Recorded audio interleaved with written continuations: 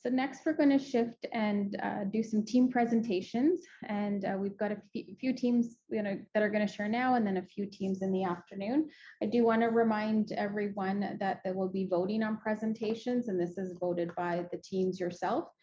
The two categories are best presentation style and most progress made, and there'll be a runner-up for each. So maybe take some notes of these presentations, so that'll help you with the voting later in the day. So the first team to present is the Northeast Mental Health Top Team. Thanks, Valeria.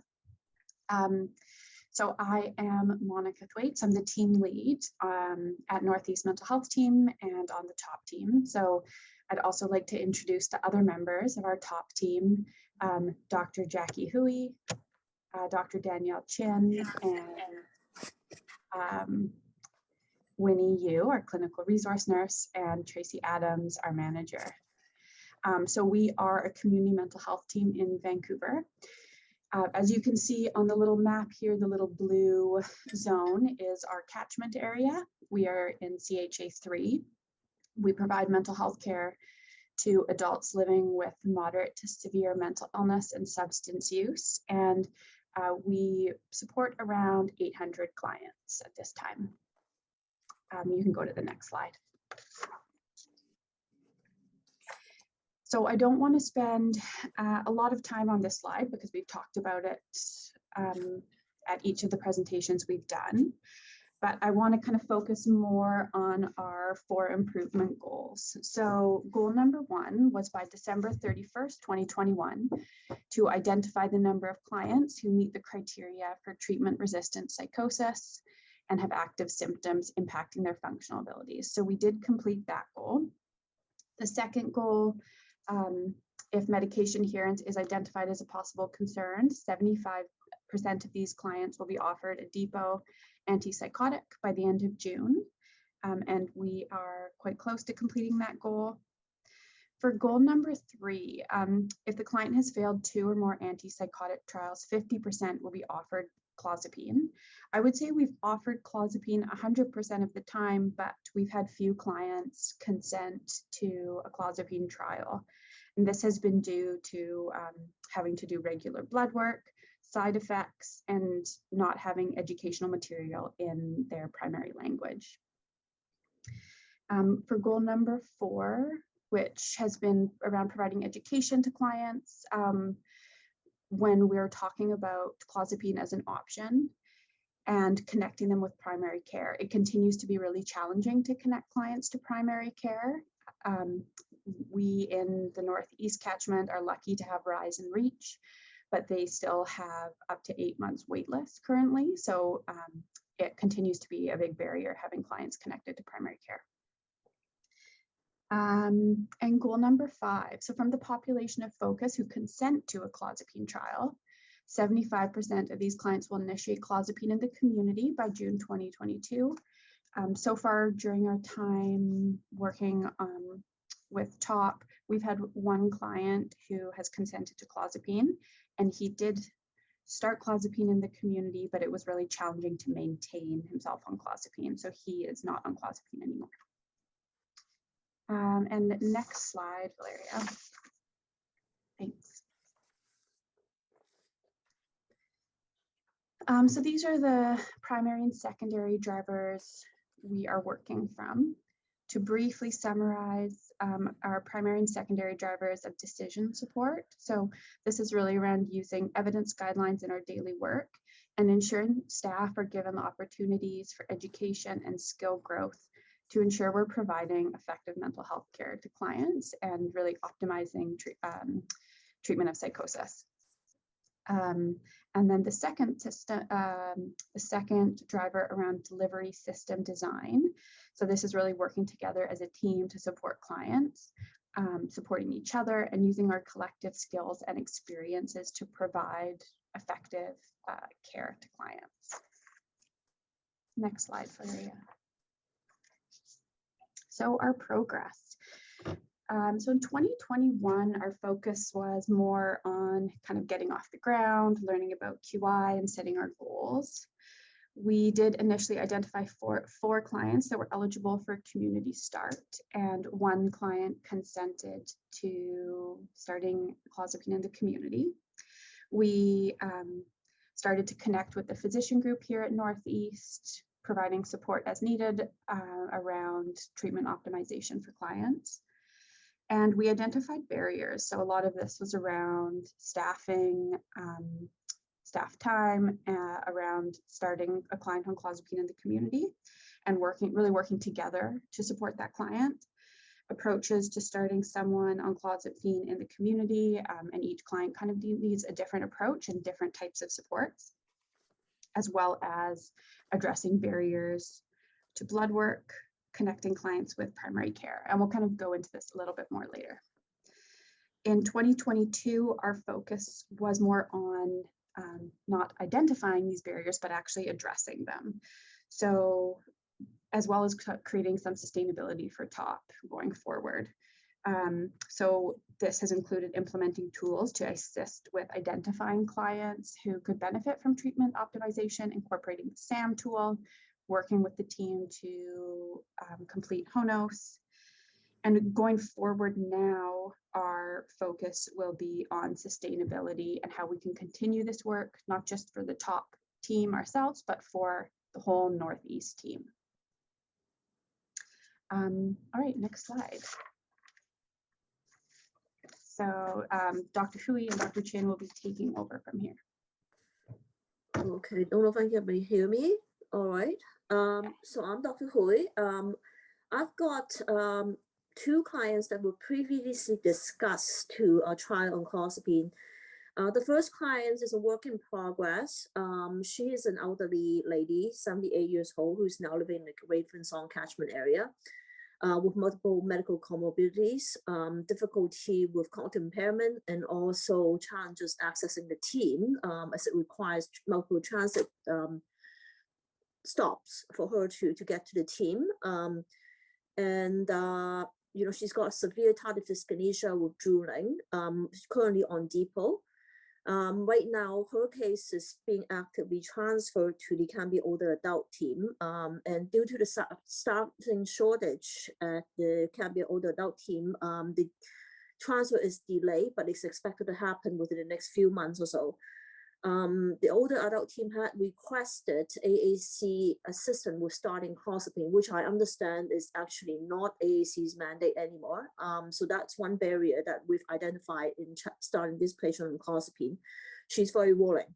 So I think she will eventually start on clozapine once she is handled by the appropriate mental health team.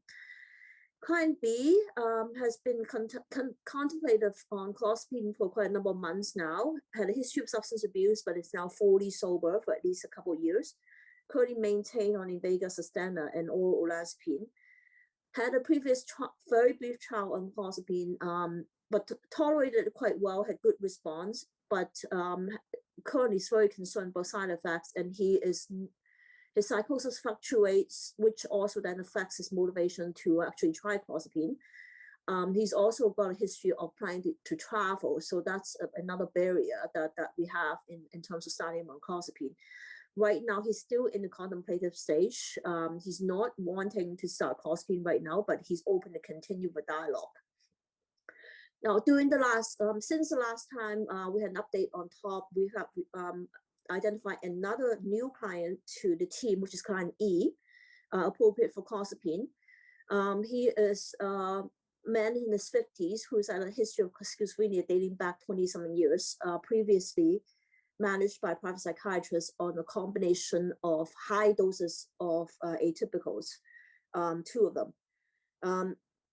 So, you know, he presented because his symptoms are flaring up and he's medication compliant. So clozapine was offered. The difficulty we ran into is because he has no English. So we have some trouble hunting down any educational information for him. We did manage to find some information for clozapine, but it was in youth. And we found it in the BC Children's website. So, you know, that's another barrier that we've identified, that there are currently no educational material in other languages available from the manufacturers of clozapine. Now, the other thing with this client also is that although clozapine was offered, he identified that needing to take time to come to the team every day for vitals as a barrier for him, because he has a job at night that he does every day, and he finds it very inconvenient to have to go to the team on a daily basis to check his vitals. So for that reason, he declines. Also, he had a previous history of very good response to ECT, and that would be his preference before he tries clozapine. So the latest update with this client is that I've increased the dosages of his current treatment, and he actually got better. So he's actually quite happy about it right now, and therefore not keen on the idea of switching to a medication that's completely foreign to him. So, he is aware that this offer is always going to be on the table, and we'll continue to discuss it depending on his response. Now, not on this list is another client since the last activation that has been started on clozapine in the hospital. He's been hospitalized now for 3 months with a history of schizoaffective disorder complicated by very severe stimulant use and a very transient lifestyle, high impulsivity. He moves on a whim. He's, on and off in shelters, in drug recovery centers, very difficult to calm down. So for that reason, we did not start him clozapine in the community, but, fortunately he was in the hospital for 3 months, and therefore clozapine was successfully started. And now he's transitioned to a longer term kind of treatment facility. So we remain optimistic that he'll be able to stick to this treatment. So that's the update on clozapine. During the last activation period since the last top meeting, our team, in my case, so anyway, have also successfully started another client on a depot antipsychotic due to history of non-compliance. So that's my update. Now handing over to Dr. Chin. Hi everyone, I'm Danielle. I'm the psychiatrist at the Northeast team. Yeah, I think we've been really good about starting depots actually for clients. I don't think we've even kept track of all that, but I've started a few on clients that are not adherent with the oral medications, and it's been pretty successful. But as for client C, she's my client with chronic schizophrenia, middle age. She's tried multiple different antipsychotics, loxapine, risperidone, olanzapine, even pimozide, one of the older medications. And I've been talking to her about clozapine actually even before this top project. She's always been really hesitant to get any blood work, even the metabolic blood work. But recently I talked to her about the Pronto pinprick. So she'd be a little bit more interested in that if that's an option. We would still have to do the first 6 weeks at the lab. I guess the kicker right now is really COVID, and just the fact that she doesn't even really want to come to the appointments of the team. She wants to do everything virtually at this point. So maybe she'll come around when COVID settles a bit. And then client D is a young guy with schizoaffective disorder. He had been on clozapine in the past, and at the start of TOP, we actually reinitiated it in community successfully. Unfortunately, he came off late January. He has a tendency to stop his medications when he does well. He's kind of wavering his commitment now. I think he might want to restart in the future, but I think we need to explore some other ways to encourage him to take it longer term, because it's a big commitment, not just on his part, but for the team as well. Yeah, those are my 2 clients. I'll pass it back to you, Monica. Thanks, Danielle. And we can go to the next slide, and Winnie will be taking over from here. Hi, everyone. I'm Winnie, the clinical resource nurse at Northeast team. So for the lessons that we learned, we identified 5 clients, and like even more than that, like from the report carried by Dr. Hui, is ongoing PDSA to address all the barriers and continue the treatment optimization. So what we learned with our lessons is we have like ongoing regular blood work is also kind of like a barrier for the clients. Looking at Life Lab, their booking systems, the requirements, there's no way that we can do that for a client to walk in. It have to be online booking, or in the beginning of the pandemic, they allowed phone calls to have the appointment booked. And if you go in just a walk-in, you might need to go back to the live lab the next day, which is also happened to one of our client, and I will talk about that later on. And also for clozapine maintenance is tricky for client as well to keep it on. Either it's like lab result, or like in the beginning, the vital sign tracking is also kind of like a challenge for our clients as well. And each client, they have different approach, of course, and also the time, teamwork, and the collaborations. Also, when we look at the resources in different language, as mentioned, it is like more client and family centered. If we can have different languages for different populations. I've been talking to different educators from CSANS, from GenCan, and from AA Clozapine, to look for more information if they have any different versions of language for the education materials. On their website, there's only French and English. Unfortunately, they don't have that developed in the education package. So still kind of like working with them, especially CSAN is interested in develop more information for our clients, for like family education and client educations. Next slide. So we have like ongoing PDSA cycles. Here we have 4 PDSA cycles, but actually we found that as in some of the PDSA cycles, we evolved that when we have like seems like there's barriers in it. So first of all, PDSA 1 HONOS, we've been working on like trainings and make sure that our staff have like the manual to look at HONOS, and if they had taken the training a long time ago, we advise the staff also have a refresher course online so that like they can just refresh their memory about that. And for the SAM2O, our PDSA2, physicians are already working on the SAM2Os with the new clients. That's how we identified our 5th clients on the slides.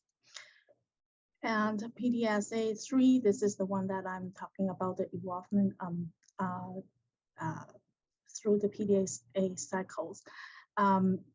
We found that it didn't work well with one of our clients when booking with LifeLab.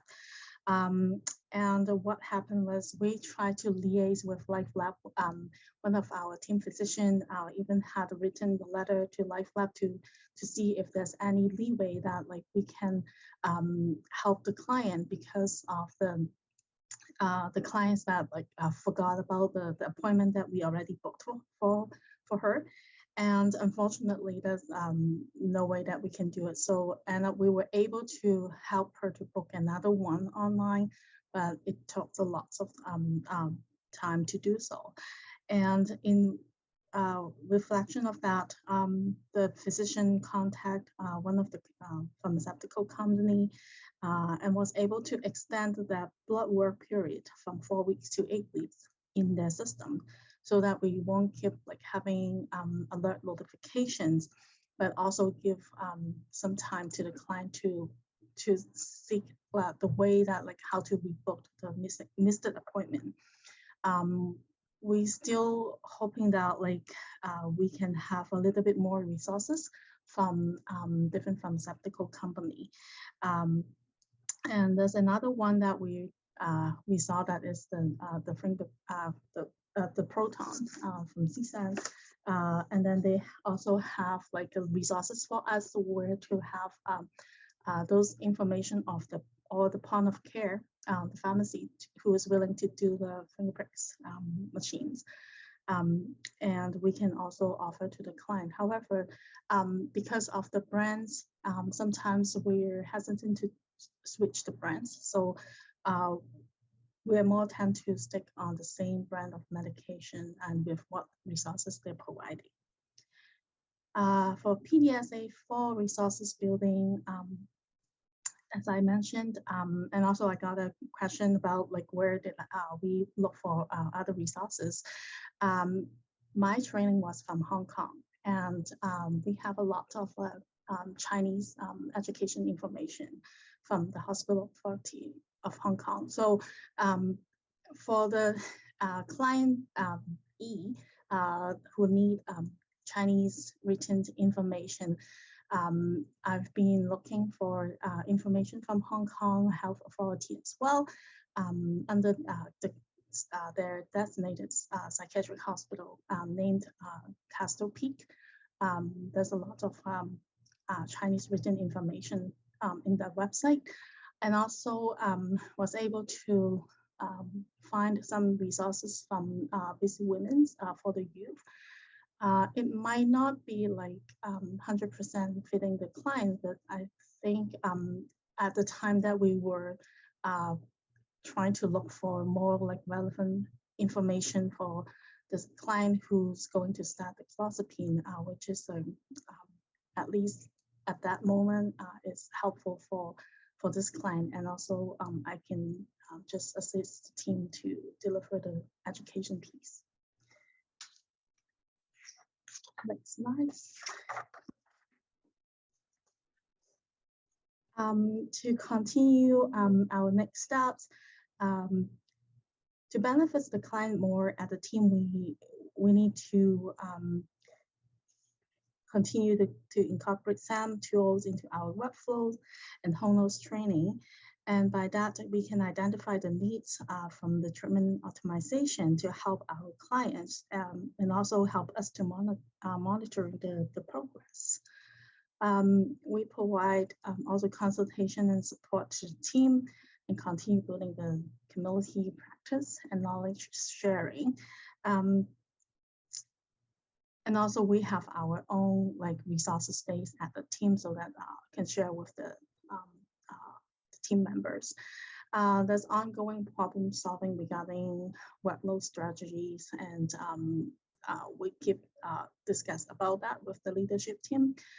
And also, like as I mentioned, the PDSA cycles, there's ongoing barriers to address and try to solve the barriers. Next. So this is the diagram that we explained it. And for our contact, Monica and myself, emails is on the contact list, and welcome to contact us. Thank you so much, Northeast team. That was a great presentation. I like your creativity with the different animations. Our next team to present is the Hope to Health Top team. I will hand it over to you.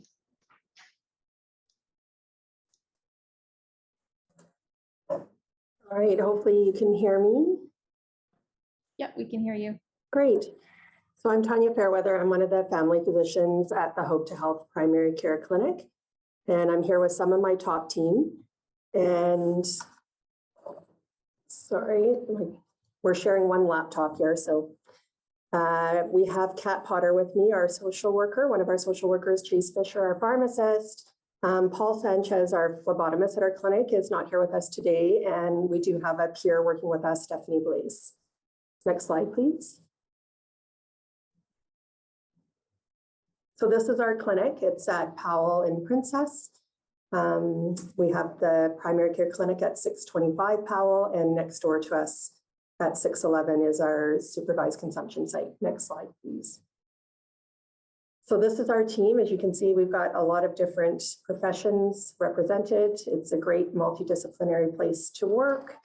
And as I said, we have the supervised consumption, we have our primary care, we are providing injectable opioid agonist therapy, as well as a fentanyl patch program. So lots of good stuff going on there. And a typical day for us starts with case management or education, followed by a huddle, Then we have a mix of walked in and booked appointments, and we have an end of day huddle as well. Next slide, please. So our clients are generally from the area, living close to us, or they're spending most of their time in the area of the downtown east side. One of our clients, this is what he wrote on the tiles coming up to our clinic, "Hope is this way," which I think reflects what a lot of our clients experience at our place of work, is finding a new path forward and engaging in some really good change in their life. Next slide, please. So I feel that working in the downtown east side and working at the kind of clinic we have has just brought us a wealth of opportunities. So we've been able to do all kinds of treatment despite many barriers, such as lack of housing, lack of follow-up to previous treatment, lack of known history for many of our clients. We've been treating HIV, Hep C, and treatment-resistant schizophrenia.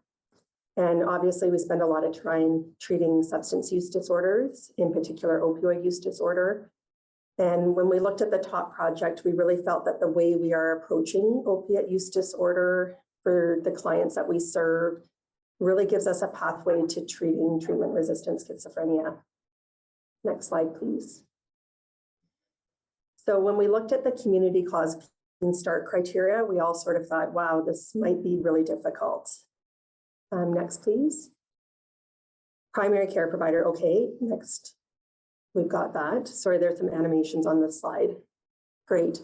Stable housing, no.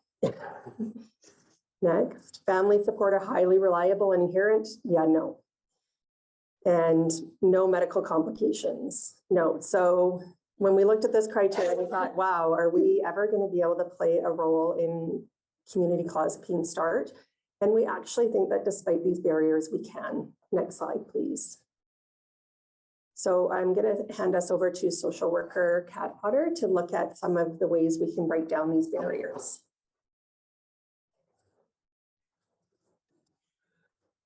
Good morning, my name is Kat. I'm one of the 2 social workers at the Hope to Health Clinic. So when we look at stable housing, one of the first questions that we always ask is, how is this defined? So for those of us in this room, the way that we look at stable housing is going to be different than the way that some of our patients and our clients look at stable housing. So most of our clients are housed in SROs in the downtown east side. If they are housed, a good proportion of our clients are not housed. However, that doesn't mean that they don't have a stable and consistent place that they stay. And so one of the things that we always endeavor to do when we're meeting a patient is to get detailed contact information, including the best way to contact them and where they spend their days typically. So the best way to contact can be anything from an outreach worker to their personal pharmacy, to their SRO, to their own phone number. So we try to look at one of the questions that one of our physicians always asks is, if you won the lottery and I was coming to tell you that you had won $1 million, where's the first place that I should look for you? And typically we do have some patients who are quite transient, but I would say the vast majority of our patients, they have an area that they spend most of their time. And so we also have peer specialists at our clinic who are invaluable, and they do a lot of outreach, and they know the downtown east side really, really well. They know our patients really, really well, and they know how to find people in the downtown east side through their own connections with other agencies, with other clients. And so they are able to connect with clients where they're at. They have a working knowledge of the downtown east side and the folks accessing our clinic, lots of collaborations with community supports. And we also, as a clinic team, collaborate with local mental health teams, with the Drinkers Lounge, which is the community managed alcohol program across from our clinic. And all of these help us to address the rationale for the criteria behind stable housing, even if a patient doesn't themselves have stable housing, if that makes sense. So an example I'm going to give, Mr. J is a gentleman who needed to have his eye removed. He had had a traumatic injury to it. He was living in a tent in Crowd Park. And one of the criteria for his ophthalmological surgeon was that he needed to have somewhere indoors to stay for at least 7 to 10 days following his surgery, and he had to have access to ice. He was very resistant to shelters, very resistant to SROs, had a poor experience in all of them. But between our peer specialists, physicians, and social workers, we were able to come up with a plan for him around finding him a stable, low barrier shelter where he could stay for the 7 to 10 days following his surgery. So we set that up through Catholic Charities, which is the supportive shelter behind St. Paul's. And he was able to stay there for the 2 days prior to his surgery. He had his surgery.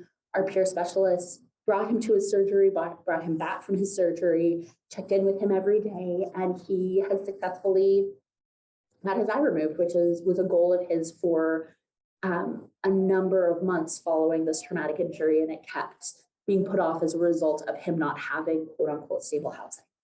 Could I get the next slide, please? So family support or highly reliable and adherence.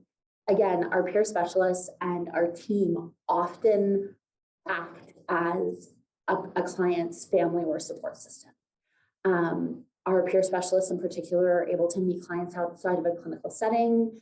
Their own lived experience helps to foster trusting relationships with the clients. So our peer specialists are people with lived experience of addiction and living in the downtown east side. One of the things that our clinic has started doing in the last 6 months is we do text reminders. So our peer specialists will text the clients on the morning of their appointment, just as a reminder that they have an appointment, and that has increased patients actually accessing the clinic. So we have far fewer no-shows as a result of our text reminders. And the clinic structure in general just has a very family atmosphere. One of our patients said to me when I was very, very new at the clinic, it can be very scary and very challenging for someone like me to access healthcare. And they are actively involved in the sex trade, and they use drugs, and they're homeless, and so, all of this makes it really hard to access healthcare. But it's never hard to access healthcare here because you get treated like your family, but in a good way.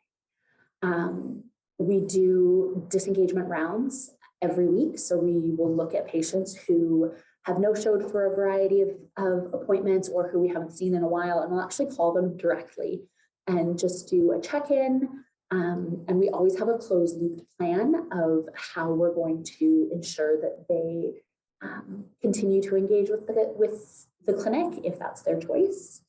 We really focus on patient-centered care.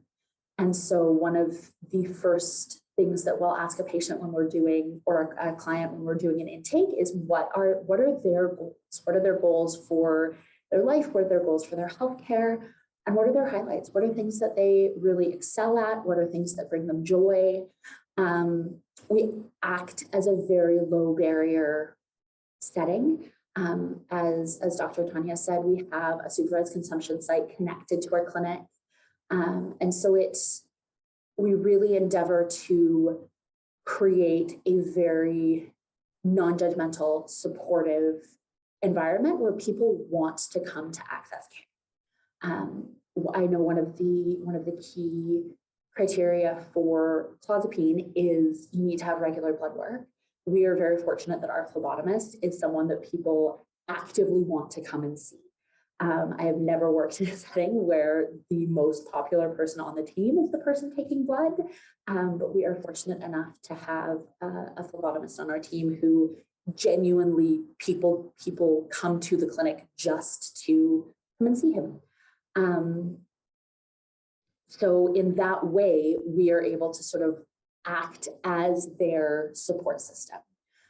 It's not a perfect system, but it helps to break down some of those barriers to both stable housing and family support. Next slide, please.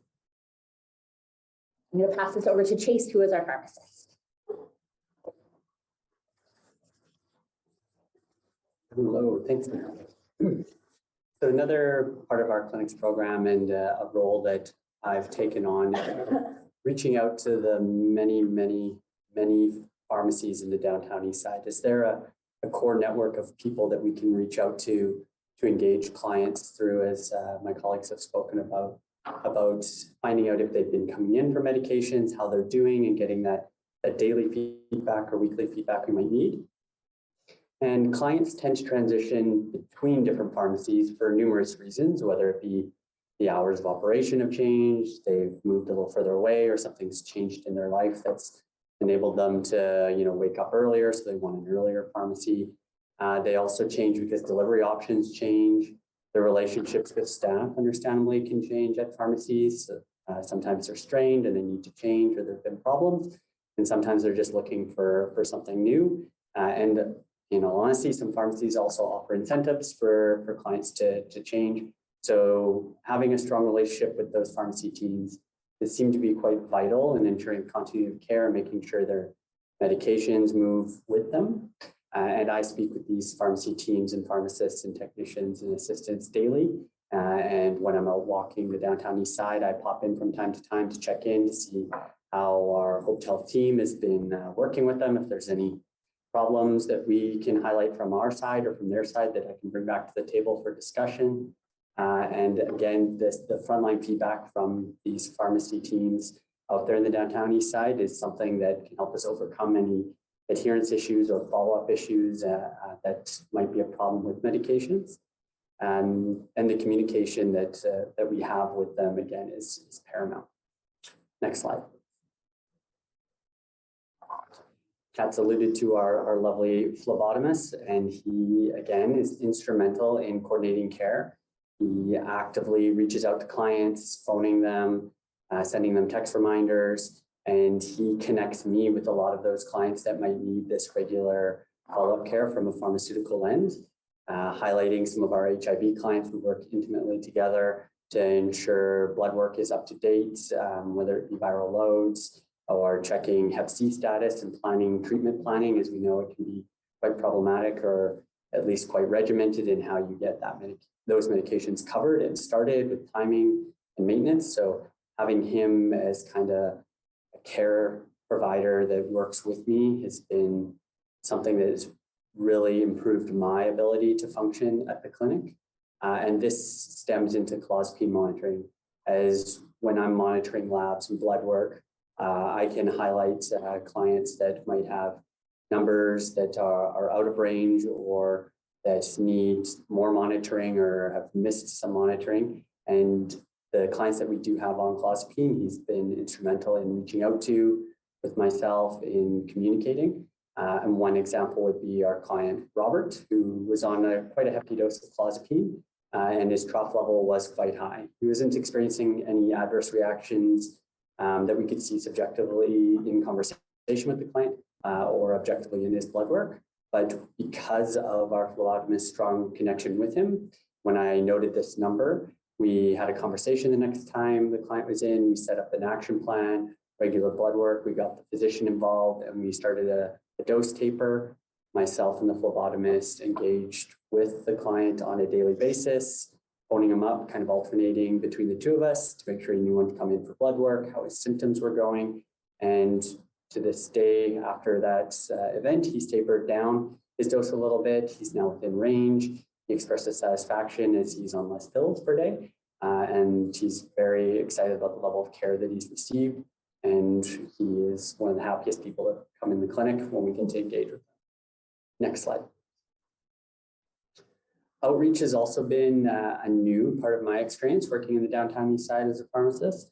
We have our peer specialists who we've discussed already come with their own lived experiences, and they engage with everybody in the downtown east side and have these almost wild connections with people, with clinics, with SROs, with different algorithms out there that keep our clients engaged, and they bring us along with them. So our peers' knowledge on where people hang out and how to describe places and find them has really helped me when I've gotten to go out and see firsthand how our clients are living. And in being able to do that, I've engaged with clients about medication adherence and follow-up in real time going to them, which is something that our community pharmacy partners do as well. But getting a sense of how that looks and how that works really allows you to frame your lens so that when you're thinking of the client, you're not thinking of what you need to get done, or it's more how you can help that individual client specifically. Next slide, please. So an example of that, it's an HIV example, but a client who had recently been discharged from hospital for an upper GI bleed. They had no phone, and communicating through their pharmacy wasn't seemingly being very successful. So I teamed up with one of our peer specialists, and we just set up a few times to go out and see how they were doing it, kind of like a well-being check. And when we got to his apartment, he was doing well. There was no more signs of bleeding. He noted that he was on quite a complex ARV regimen. We'd been wanting to engage with him for a while about simplifying the regimen, and I was able to do that right there in his home with him, go over all the talking points that the physician and I had discussed, get acknowledgement that he wished to do that, and requested him to come into the clinic for blood work to check his viral load. When he came in and things were looking in the right order, we just were able to follow through on our plan despite the physician not being there. We'd had that trust and that relationship building. Prescription was ready, client was on board, everything was kind of ticked off. We switched him over very easily. So that's really been kind of a novel aspect of my care, is doing this outreach and being able to have those conversations right there with the patient instead of waiting for them to come in and it potentially being a busy day or a rush day and not getting to do the care or setting aside that time that you really want, given that sometimes we don't know when they're going to come in for follow-up. Next slide, please. I think this is back to the care with. All right. So one of the other issues for the criteria for Community Start is the medical comorbidities. So again, I think it would be very difficult for us to find any of our clients with treatment-resistant schizophrenia who didn't have significant medical comorbidities. But when we look at how we treat opioid use disorder, we often weigh the risk of ongoing illicit drug use with the risk of medications like methadone or other medications we're using. So I feel like we can use that same model to look at treatment-resistant schizophrenia in our client population, look at the risks of not treating, look if we've optimized those medical conditions, and look at what's likely to happen to our clients if they're not, getting their TRS under control. Next slide, please. So that's the end for us. Hopefully we have Q&A time for both teams, and thank you so much for your attention. Thank you so much. Just in the interest of time, we're going to move ahead to the next presenter, but if you have any questions, if you can type them in the chat, and then we'll get those questions listed and ready to do at the end of the next presentation. Our next presentation is going to be by the Ravensong team.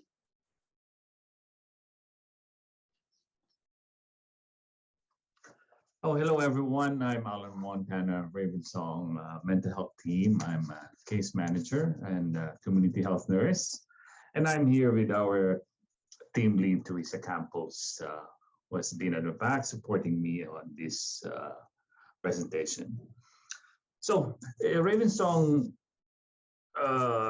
journey. We really had a rough start in the beginning. There were some challenges in the beginning, and this journey, I would say, some of us were asking, what exactly are we doing here? Why are we here in this room? So that gives us those questions. And besides that, there was also this pandemic, the pandemic which everyone blames, but that did not really hinder us to form the Ravensong TOPS team. There were also some challenges with staffing, increased caseloads, and the complexity of our cases that we're getting at the team also is one of the hindrance. There was scheduling also. When do we schedule the meetings? And who will be leading the meetings? And finally, some people or our higher ups, I remember Jane Porter, and there was also Nicole Latham, who has brought us together.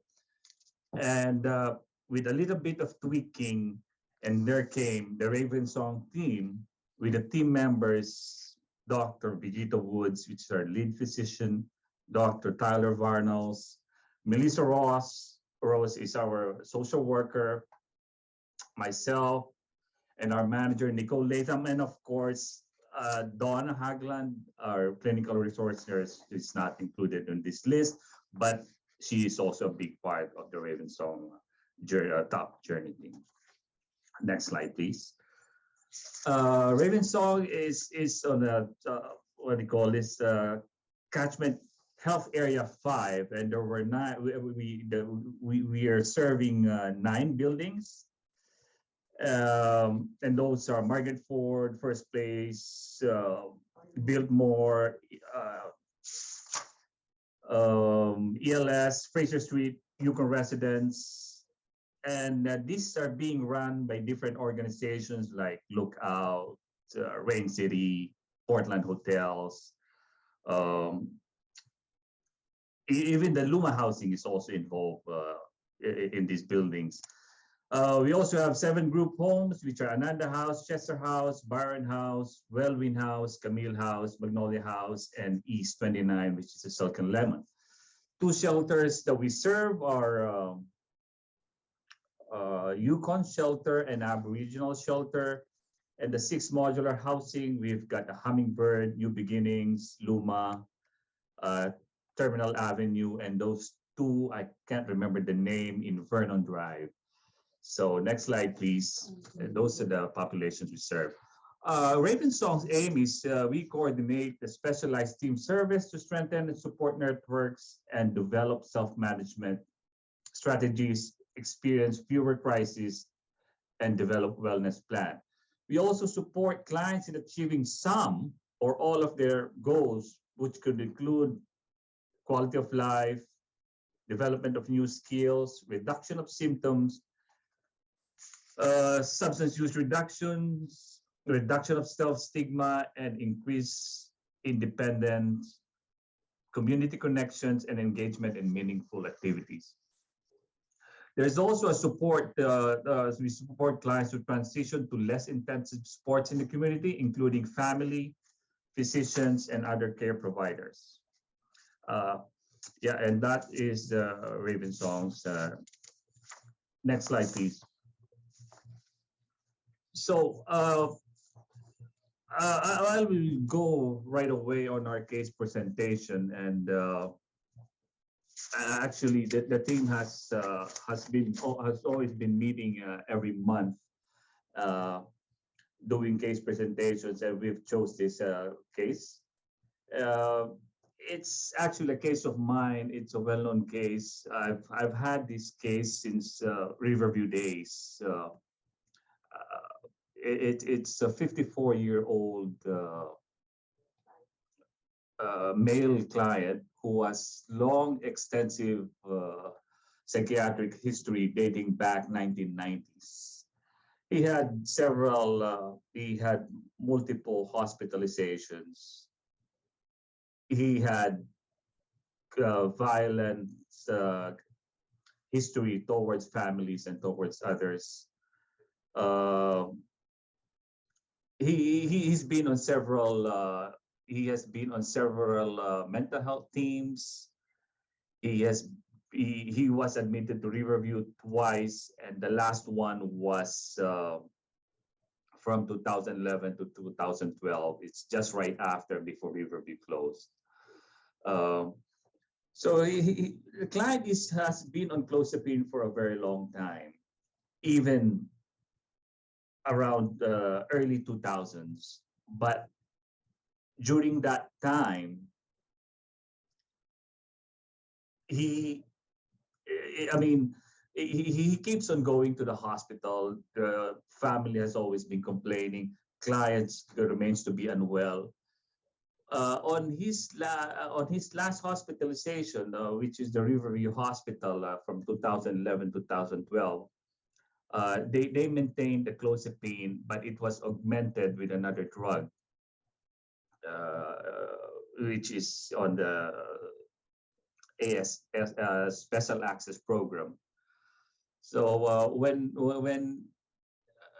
he was discharged from Riverview, he was discharged to a group home, which is Sophia House. So and then from that time, during that time, we maintained him. We maintained him on the same dose, and things are just becoming better. In fact, the client was transitioned from Sophia House back to his home, back to his family, of course, with the family support. So it simply means he lost his housings. And also because of the clozapine, client's quality of life became better. He was able to go back home in India for 6 months. And during that time, we had some problems there because how can we do blood work while you're in India? How can we monitor it? Of course, a pharmacy will not be dispensing the clozapine medications. So, and then another thing is, since you are also on a special action, a special program medication that is augmented clozapine, how can we get that one? But finally, the family was also the family did some blood works there in India, and then they've been faxing it. They've been transmitting it to us, and then we send it to the clozapine company. So all in all, everything went well. In fact, when the client came back home here, he came back after 6 or 7 months, and he came back with a wife. And after 2 years, they had a son, and they are now enjoying their life together. But recently, we also chose this client because we did not start him on clozapine. He was already on clozapine. We are just trying to optimize more, or to optimize the clozapine right now, because the family has been very supportive and has been communicating with us that I mean, the family is with him 24 hours, of course. So they're the ones actually who would monitor him and would report to us on what's really happening to the client. So recently, it's the client. The client, the family has reported that the client is getting more, starting to get unwell. We did increase psychotic episodes.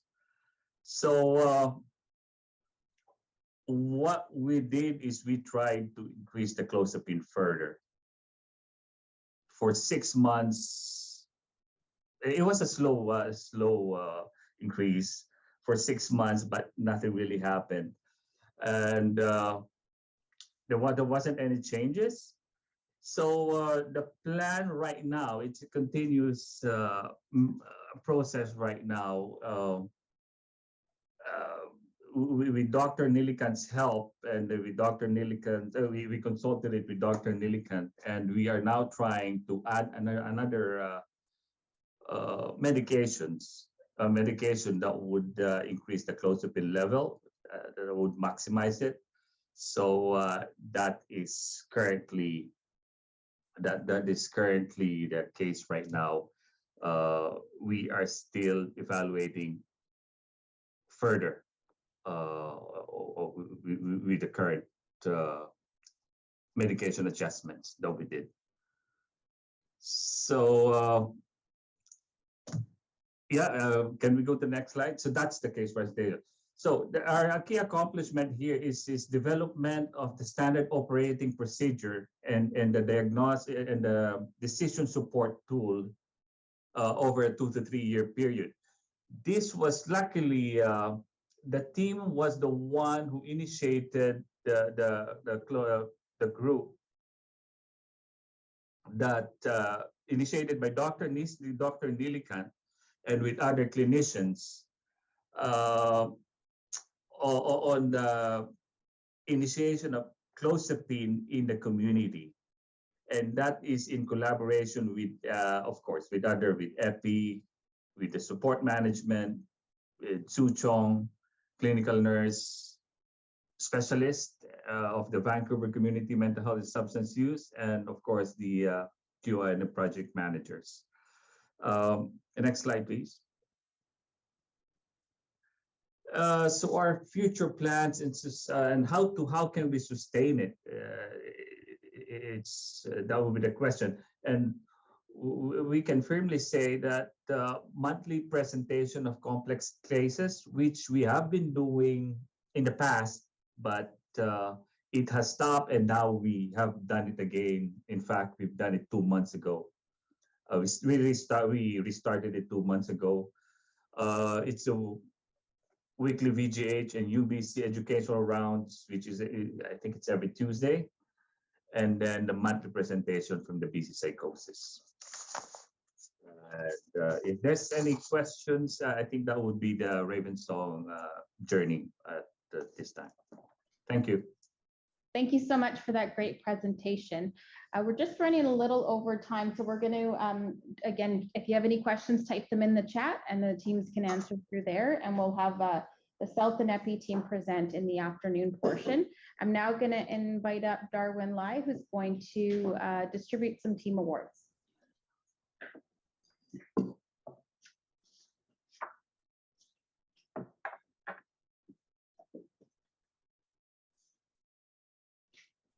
Okay, thank you everyone.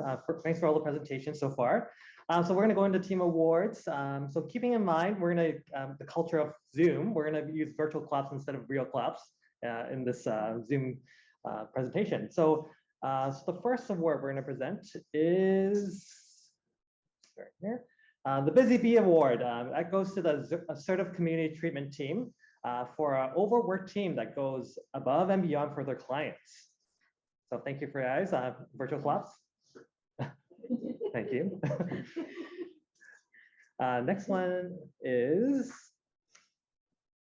the Impressive First Impression Award. That goes to the Kamloops Mental Health Team for making huge strides in QI right away. So they took everybody by surprise at the very beginning with their impressive presentation of charts and graphs.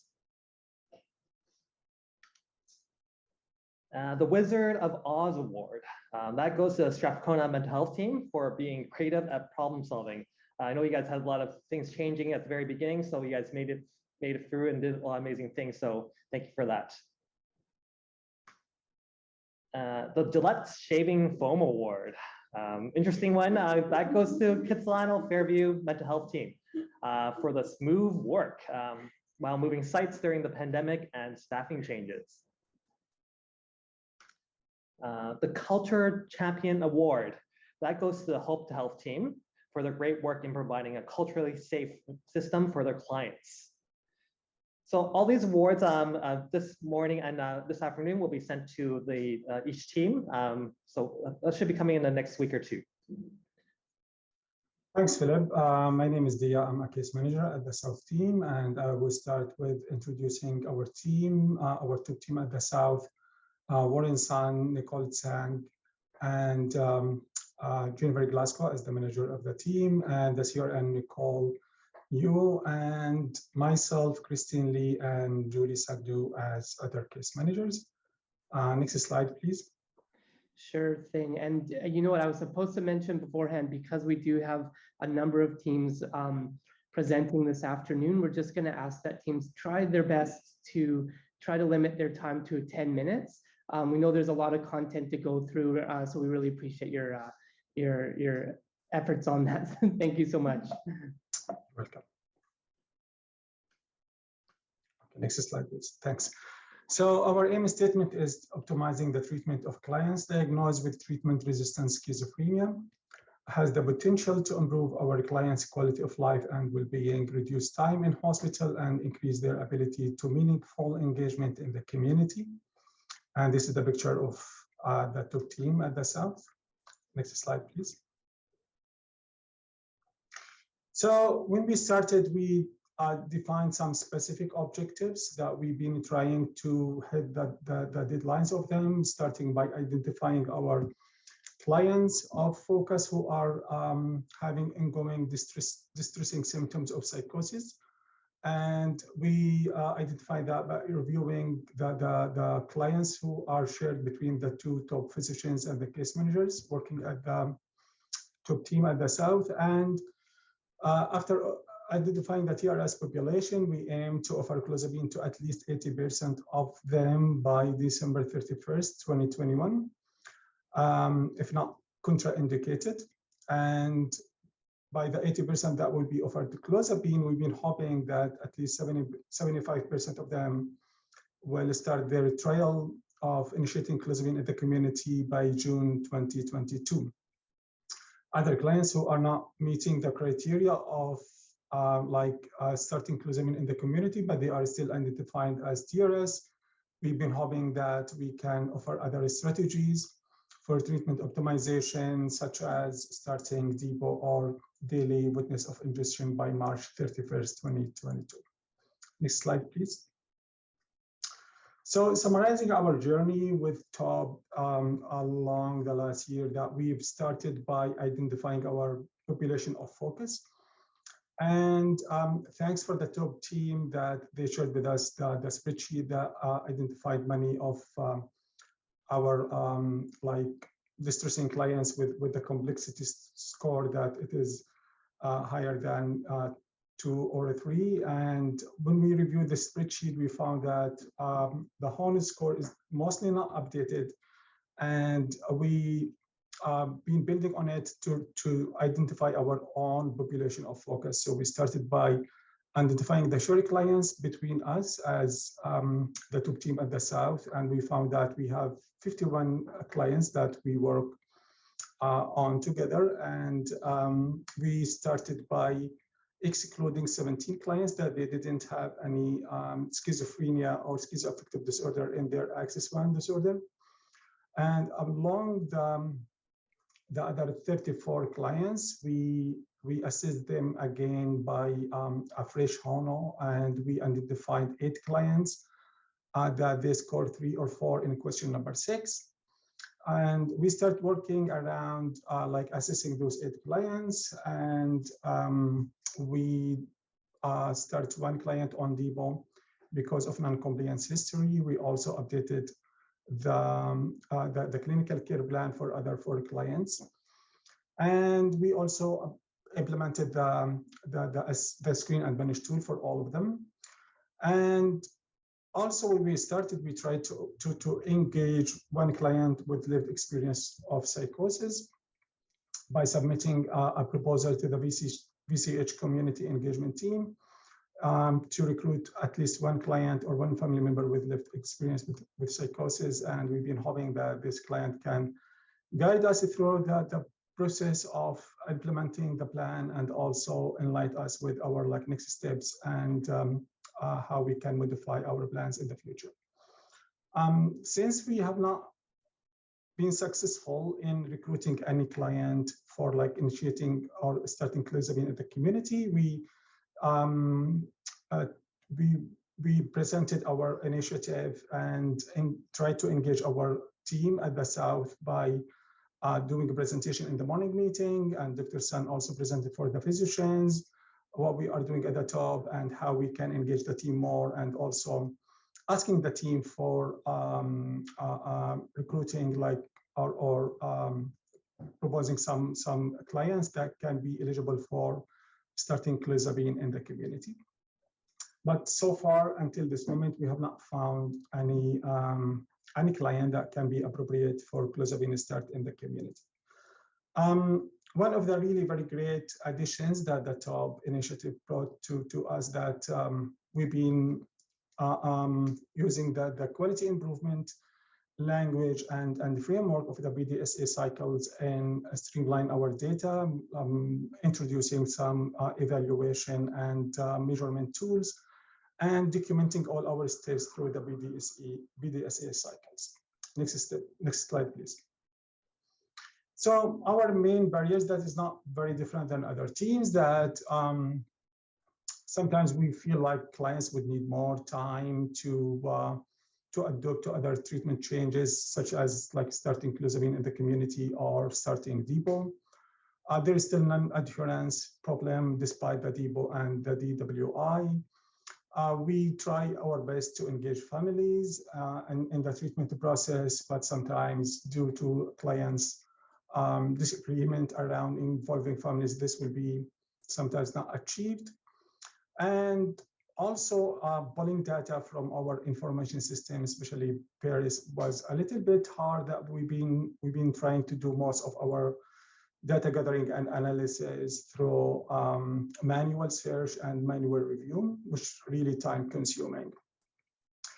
We try to make medication review that can be handy and can be done easily without consuming too much time, by looking at all the medication history, creating some grid that can be placed somewhere in various, like in the psychiatric assessment or in the clinical care plan, that can show at least like all the medication being used in the past, with the therapeutic doses, the duration and time for stopping those medications. And we thought that this can be really a good addition to the initiative in a way that it will not only help us to determine if the client is eligible for clozapine start in the community only, but also for determining all next steps for the optimization of treatment. And this will be helpful if the client will go to the hospital, for example, or will be transferred to another team. So it will be easily accessible and can be updated on PERIS. And we also found that there have been some challenges around motivational interviewing, not only among the top team, also among all the team working at South. And we felt that there is a need for like doing more training around motivational interviewing. So we didn't identify any process kind of barriers toward clozapine community start, because, and unfortunately, again, we didn't find any client that can be eligible for clozapine start in the community. Next slide, please. So this is our lovely team with the funny share day, and our expected outcomes, that our journey with the quality improvement has just started. We are not stopping by here, but we are building on the achievement that we have accomplished to continue this journey. So the optimization of antipsychotic treatment in the community settings by shifting clozapine initiating from hospital to the community setting when possible, and also increasing focus on psychoeducation, motivational interviewing, offering non-adherence client depot and DWI options. Next, please.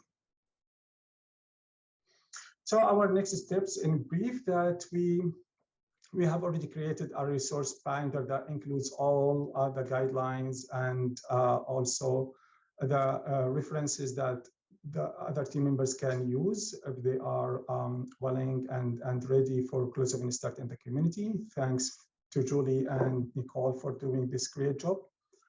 And we have figured out some resources for motivational interviewing through refresher courses and also some in-service training.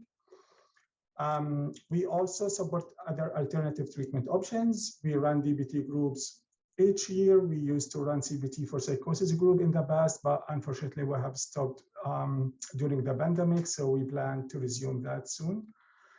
And we plan to make educational tools such as the clozapine information pamphlet available and handy for clients and staff.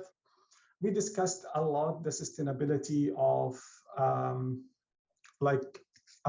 continuing the measurement tools like HONOS, bands, and SAM tools.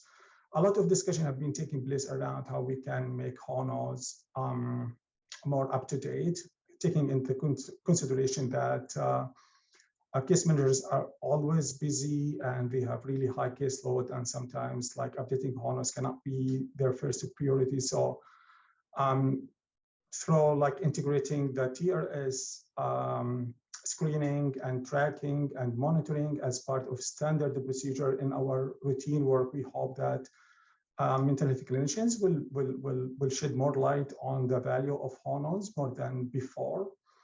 And also we thought of some practical steps, like if we can create some reminders on barriers around the date of honors completion, or if it is overdue or on a track. Like we thought that with the clinical priorities score, there is more adherence to our completion rate for like case managers completing this in time, because there is a friendly reminder on the same screen where they chart their progress notes. So something similar to that can help case managers and mental health clinicians just to keep an eye on the tracking the honors due dates. We discussed a lot how we can integrate our TRS clients as ongoing process of like identifying them and tracking them. This is something we believe that all our physicians and mental health clinicians are doing in their day-to-day routine work, but we are looking at standardize that as part of our clinical work in a way that helping other mental health clinicians to pull data that can identify TRS easily and quickly, and also creating more education tools around like reviewing some case studies, having a regular QI work around like revisiting the TRS clients and offer them other treatment options, and making this again as a standard best practice procedure and routine work at the team. And lastly, provide psychoeducation through group psychoeducation that can include also client with lived experience as part of providing more information about the clozapine, the side effects, the motivation toward like starting in the community, creating more educational opportunities for motivational interviewing, and continue to attempt to involve families, as this is something can increase compliance. Next slide, please. So we end with Julie's lovely daughter, Gianna, and a word of wisdom from William Pollard. Without a change, there is no innovation, creativity, or incentive for improvement. Those who initiate a change will have a better opportunity to manage the change that is inevitable. Thank you very much. Thanks so much, Dave, for that great presentation and showing us where South has started and where you're leading to. That's fantastic work you guys are doing. We're just going to move along to the next team to present here, who is going to be the Kamloops team. We're just going to pull up your slides here. Just give us one moment.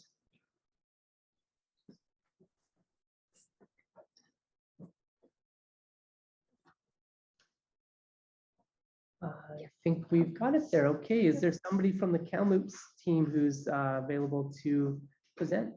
Yeah, Christy here. Can everybody hear me okay? I can hear you loud and clear. I'm going to hand it over to you, Christy. Okay, Carla and Dr. Molgat are also here, but I'm going to primarily present. So as we know, we were the Kamloops team that joined the TWAP collaborative, and we serve the Kamloops community mental health here in Kamloops. So I just wanted to take this first slide to acknowledge that our workplace is within the ancestral, traditional, and unceded territory of the Secwepemc Nation. I know we did a great land acknowledgement this morning for all the areas that you guys are in.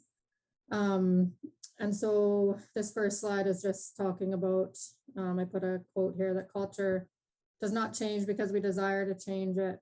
Culture changes because, or when the organization is transformed and the culture reflects the realities of people working together every day. So I think we've just seen all these great teams presenting and how we've all come together to ensure that patient care is being optimized for treatment of psychosis. And here in Kamloops, that was our vision, was to sort of change the culture around clozapine treatment, and that being primarily done on an inpatient basis. Dr. Molgat and Carla came together with the physician quality improvement team here in Kamloops to present her vision of wanting to have an outpatient clozapine clinic in Kamloops. And you can go to the next slide, please. And so with that vision that Dr. Molgat had, she partnered up with Carla Manti, who's our Director of Mental Health and Substance Use here in the Thompson region. Ray Sampson is the manager of Kamloops Mental Health and Substance Use Services. They brought myself on. I'm a RPN by trade, and so I work with community mental health, and I was brought on as the nurse project lead.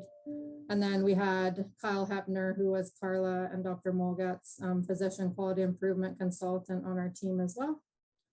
You can bring up the next slide. And so I know we talked about the background and context before, so I didn't really want to go over too much of that again, but I just wanted to speak to our aim statement again. So our aim statement was to develop the protocols, pathways, and resources to support our physicians and clinicians to offer a Kamloops MHSU client a community clozapine start by May 31st, 2022. We kind of shifted that aim statement a few times in the meetings that we had back in December. And we really took the approach that we needed to come up with the tools and the support for our clinicians and physicians so that they could confidently offer that clozapine start to the client and community. And so that's kind of the approach we took, was to look at how we could use all of the other community programs that were out there, partnering with you guys, Vancouver Coastal, Fraser Health, and then developing our own pathways and resources for our staff here. Next slide. And then this is just kind of a visualization of some of the networking that went on in that process. So bringing on the Ministry of Health, we had Kamloops Mental Health Services, we partnered with TOP. My work at the beginning of the project was, I talked with Toronto and Johns Hopkins in Australia and some international sites around what they were doing in their community clozapine clinics. Vernon and Kelowna here within Interior Health, we're also doing some similar work. So we partnered up with them and looked at kind of the models they were using for clozapine treatment. And then, of course, we involved the whole Interior Health network here so that we could then sustain that work going forward. Slide. Sorry, I'm having trouble with my computers wanting me, of course, to log in right now back into my off-site access. So hopefully I got it here. Sorry. Give me a second. Always good timing on those things. Okay, back on. So then, of course, partnering up with the TOP Collaborative has been invaluable to us because our team has really been empowered by all of the work that was going on that you guys had already done, and you know, made the DST and the guidelines and the education resources. And that really helped, you know, all of the education sessions and listening to presentations from everybody to get to our aim statement, and then to use all those tools from a QI lens to get to that aim statement for us. And then it also was very valuable for us to have those education sessions that were from the Learning Hub. So we were able to share those out to all of our clinicians and psychiatrists here in Kamloops. And then, of course, we've used the guideline and some of the references, and we've gotten permission from Harish and the team to adapt some of our documents from those resources. Next slide. And this is just some background data that we collected that we're going to use to compare at a later date. So we had one of our data analysis guys pull some of the the monthly counts of new clozapine starts that were being admitted to Royal Inland Hospital here, the average length of stay for new clozapine starts admitted to the mental health unit.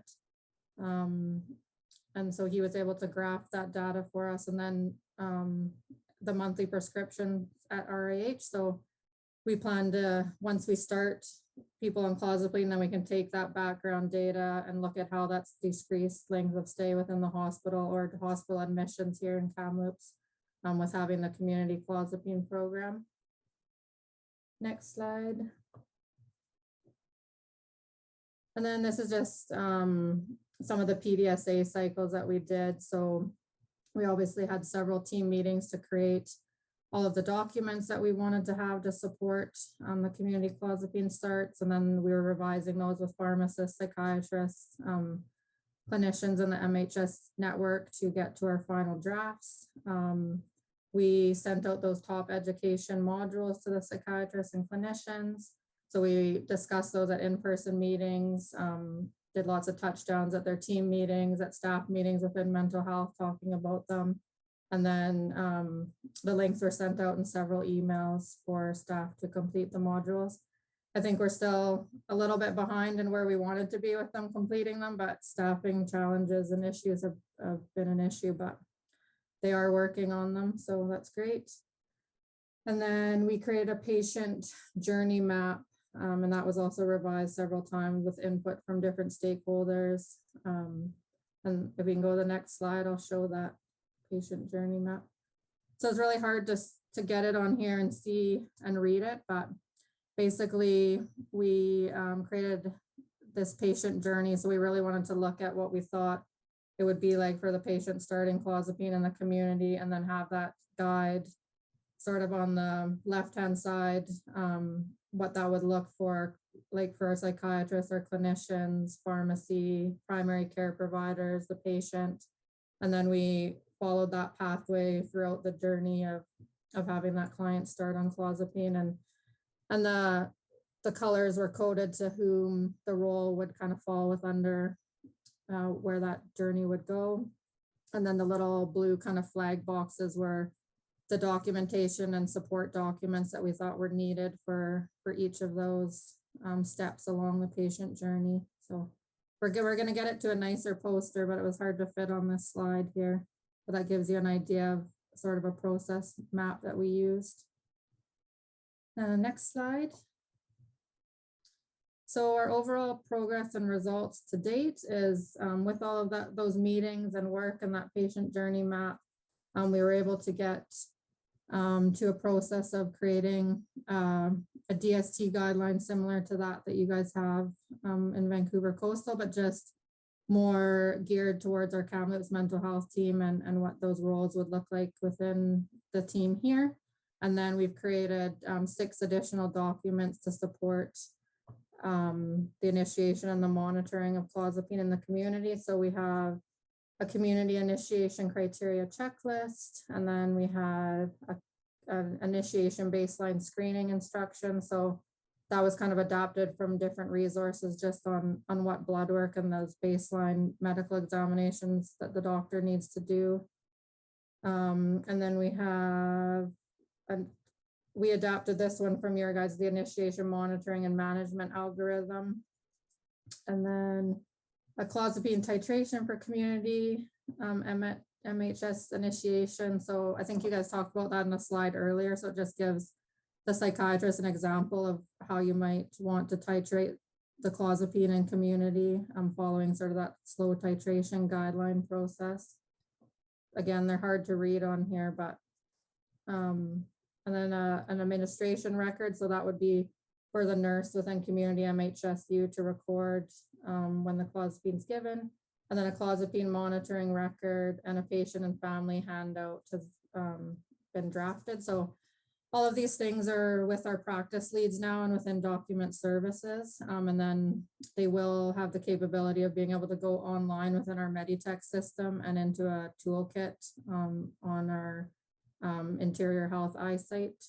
They're going to put it under mental health treatment under a clozapine heading, so it'll be easily searchable and uploaded there for people. sorry, next slide. So our overall successes and challenges, I think we spoke about this earlier, and I know everybody has talked about, you know, the time that people are taking to do this off the side of their desks with a big project. So I know the addition of having me as the project lead position, I think has been a success for our team, moving this work forward and helping to provide education to our clinicians and psychiatrists. And then networking with other areas that have processes and resources in place for community clozapine starts. We established having scheduled set weekly team meetings way back in the beginning. So every Tuesday we met as a team to go over progress, goals, challenges, and what the plan was for the week ahead in our work. Then we had the inclusion of mental health and substance use clinicians and psychiatrists for input. I know we talked about that. I didn't include it again, but we did do a pre-survey of what the clinicians and the physicians thought were the barriers to community clozapine starts here. And I'm actually, then we will do a post-survey again. Once we kind of do a little bit more education, we're going to do a post-survey and see how we've addressed those barriers. And then involving the mental health network has obviously helped to move our ideas into practice with the documents and guidelines. And then challenges were like for everybody, staffing challenges that mental health caused delays and staff being able to complete the top education modules. So I think we originally set a date of the end of April for them to complete them, but they were quite short staffed. So we've given some more leeway in that. And then timing with document services to get all of our documents created and approved by May 31st to meet our original AIM statement date. And then trying to keep everybody engaged and in the loop with COVID changes and being able to do stuff in person via virtual meetings and emails. And lesson learned were involved practice leads and network at a key time. So we felt like maybe we could have brought them on a little bit earlier in our project, but we also thought maybe it was the key time because we had everything, all of our ideas were pretty concise and in a good place that they could sort of move it along easily. Well, hopefully I'm keeping to the time. I didn't look at the time. Next slide. And then our future plans and sustainability. So we're going to finalize our documents and our guideline with IH Document Services. We have 2 in-person education sessions planned for this Friday, May the 20th and May 27th at the Community Mental Health Office. So I'm going to meet with have some drop-in sessions and we can show them our guidelines and documents and this presentation and where we're at with our project. And then obviously we want to start a client on clozapine in the community with our guidelines and documentation tools and start some PDSA cycles around that and see how they do with the forms. We've identified at least 1 to 2 clients that will probably be suitable within the next few weeks. So we have some meetings with one of the psychiatrists. And then we want to share our documents and guidelines with other regions within IH. So most of our documents were made from the practice lead so that they could be used regionally with Kelowna, Vernon, Penticton. And then our MHS network staff is going to assist us in developing that clozapine toolkit that I spoke about within our Inside Net. So that would be accessible to all staff within Interior Health under mental health treatment options. And then our ultimate goal, Carla, is, and Dr. Molgatz, is hopefully to obtain funding to have a clozapine nurse coordinator position in Kamloops to support this work going forward. And then our next slide is just our team contacts. Hopefully I kept to the time and it wasn't too rushed. There's a lot of information there. You're right. There is a lot of information. I really appreciate you providing that for us. It was great connecting with you and your team over there in Interior Health. Yeah, Carla and Dr. Molgat are on. I don't know if they wanted to add anything or if there's time, but I think. This is Carla Mantin. I'm the Director for Clinical Operations for Mental Health and Substance Use. And I just want to add a couple of things. So I think when, Christy, great job. And thank you for taking it for the team and presenting. Yeah. But I think that the key learnings for me was, and she outlined them, but it's really I think thinking sustainability right from the very beginning. And I think we kind of looked at this as like, what can we do in Kamloops? And really what we should have been, I mean, I think we were sort of like, oh, we hope that this goes across IH, but you know, we didn't really plan for that. So we brought in the network a bit late. And I do think that had we had the network, mental health and substance use network right at the beginning, you know, we were like kind of stumbling around a bit with the documents and stuff like that. So they really helped to be able to make them regionally usable. I think everybody needs a Christy, just like FYI. She's amazing and she's done just a really good job of being able to manage this project and really do great work to help us move this forward. And the other thing I think for me, which was a really big lesson, was you just go slow to go fast, right? Like we really needed to put the foundation. We had to make sure that all of our pieces were in place and we had really good buy-in from the clinicians and the psychiatrist. And then I'm really hopeful that, you know, as we do some starts, that we're setting ourselves up for success. So just thank you all for allowing us to be part of your collaborative, and Christy for a really great job today. Thank you. Well, thanks again, Carla and Christy. Yeah, hi, Carmen here. So I'm not going to take any more time. I think we are just going to thank you again for allowing us to be part of your team. And it's just looking at the results now. No matter how beautiful the strategy, I think now it's just a matter of what we're going to do in the community, and we're going to get back to this group with some other results related to patients. Thanks. Thank you. We're going to move along to the Kitsilano mental health team, and I think we have Lizette ready to present for us. Hello. So yeah, that's our team. Excuse me a second. Can't talk. All right, am I audible? Yep, we can hear you. Okay. So Jenny Lynn has gone on mat leave, but she was our team lead for this. Ali and Phil worked on this presentation and as well were involved. We only had one psychiatrist, unfortunately, because of the demand that's on them right now with just appointments. So that's our team there. Next slide. So yeah, 25 to 30% of patients with schizophrenia meet the criteria for treatment refractory schizophrenia. And of those, 30 to 60% respond to clozapine. Yeah, in people for whom 2 other antipsychotic medications have not been effective. Okay, we've gone over that. Our goal was to offer clozapine to 100% of clients who are eligible for community initiation by June 2022, and I do believe we did that. Our goal was that by December 2021, 100% of staff will be trained in clozapine initiation protocols. I think we are still working on that a little bit.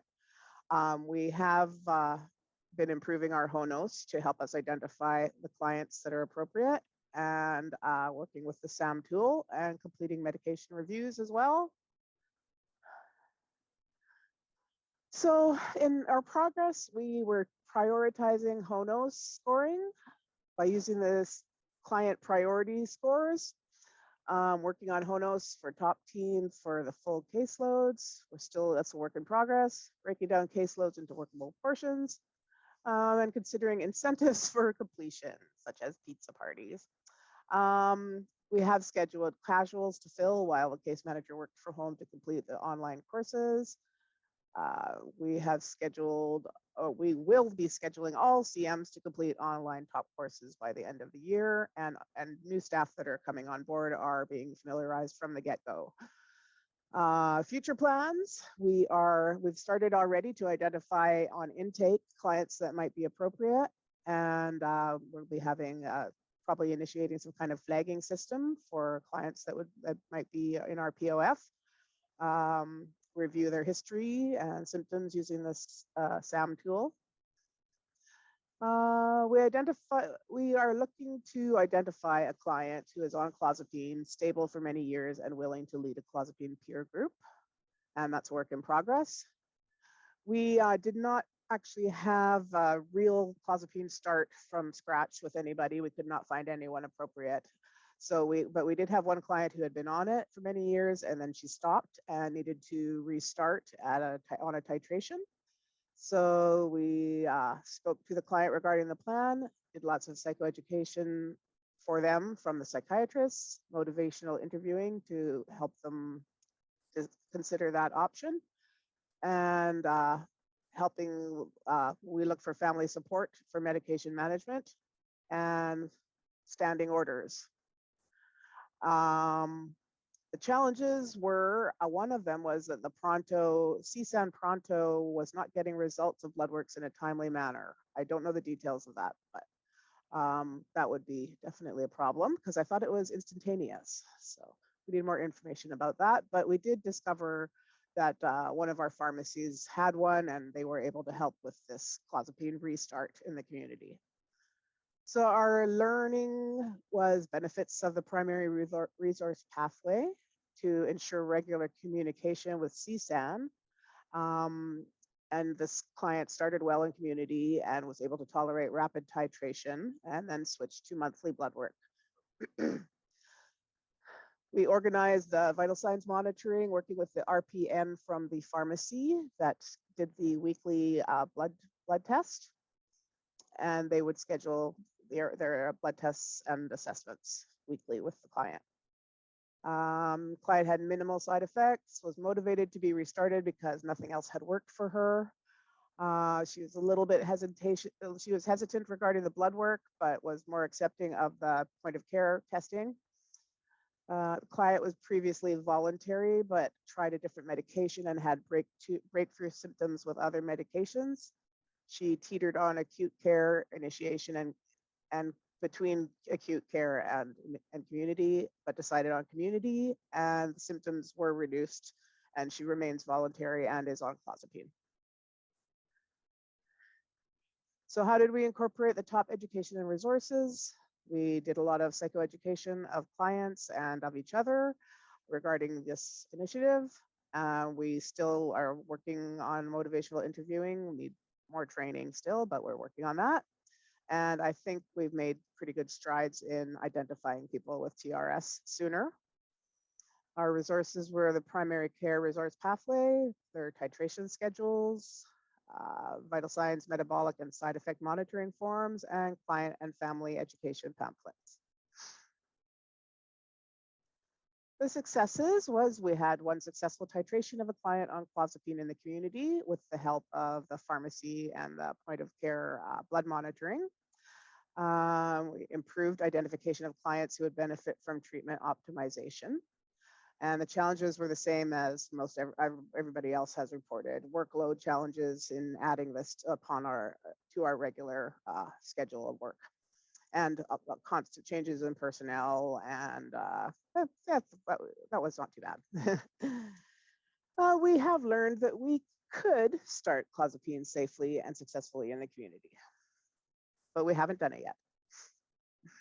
Next slide, please. The changes we are going to sustain are to continue to hold our regular top meetings for future QI initiatives and sustainment of the changes that we've made now. We can improve on our identification of TRS clients during the intake process and build and implement our clozapine peer support group. And we will engage our entire team by making sure that new staff and supporting current staff are completing, and to support current staff to complete the top course, and using the scheduled top meetings to support the spread of the top information to other team members. Thank you so much, Lizette, for presenting on our behalf. Really appreciate you. Yeah, that's the last slide there for our team. I thought there was one more. No, that's the last one. Yeah, thanks for jumping in and helping to support our team with that and all the work you've been doing. Up next, we are going to go to the ACTS team. So Charmaine, I think you have some slides to share for us.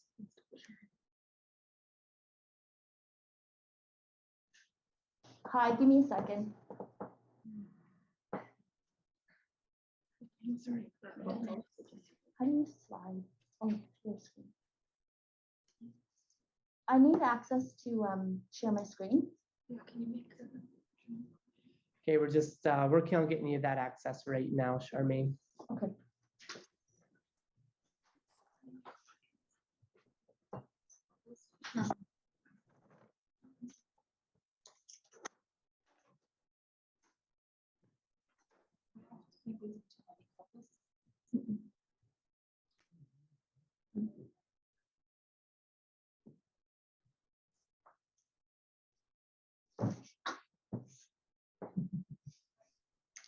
Sorry, just bear with us for one more second. We're just working to get you access there.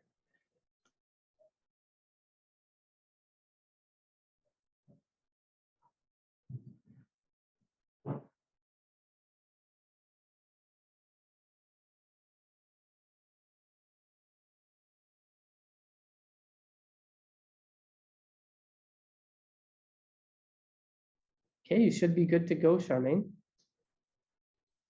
Thanks, Phil. Actually, I still can't. Oh, sorry about that. Almost there. Sorry, almost I there, think yeah. we've got you now. Just a moment. The joys of We have lots of Zoom accounts open over here, so we're just sifting through it to get the right one There for we you. go, sorry. Okay, you should have co-host abilities now, Charmaine.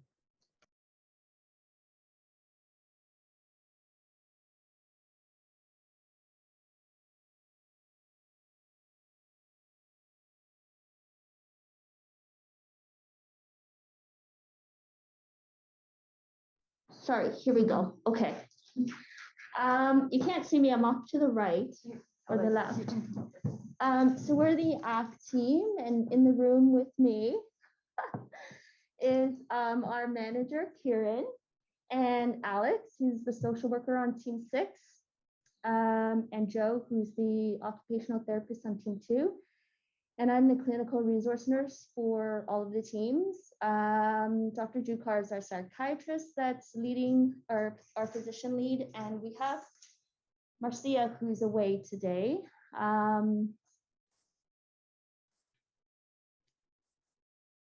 Okay, I'll pass it on to Joe. Yeah, I'm just going to give a bit of context. Charmaine, sorry, do you want to go into presentation mode so we can see your presentation? Oh, how do I do that? What to slideshow? So you go to slideshow. Where's slideshow? That should be at the top. Oh, I think you have to go maybe save as, because it looks like it says presentation. Save as. Oh, no. Can you go back? The little button down the bottom right. Oh, this? Which one am I? This one? Yeah. Yeah. Am I Yeah. doing this right now? Okay.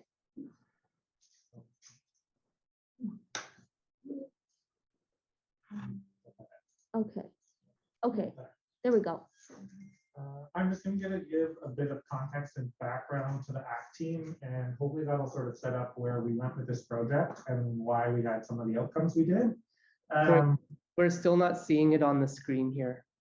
Oh, yes. Yeah, here. Yeah, here. Oh, sorry. It sounds like we are seeing it. Sorry about that. Good job. Phil, come on, Phil. Yeah, that's my bad. Okay. All right. So some people may or may not know that we're sort of a mental health outreach team, sort of community treatment. And we try and support community living rather than obviously engagement with emergency services.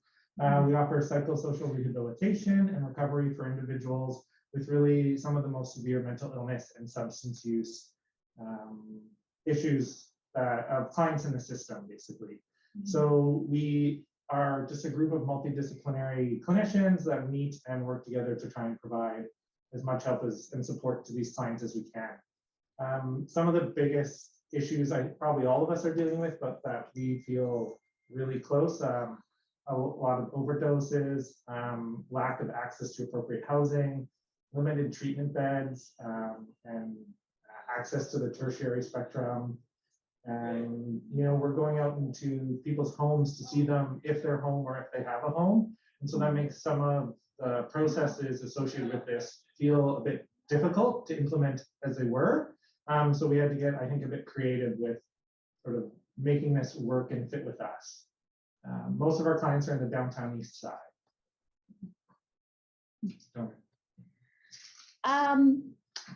Okay, so some of the challenges that we had before was how do we incorporate TOP within ACT with just given how ACT is set up. So We're not. it is true. I'm actually not. We aren't seeing We're your not? slides. Yeah. Oh, come on. It's just the template one. So I don't know if you have a different PowerPoint open behind there. Maybe in the presentation mode. It's like we don't need to say.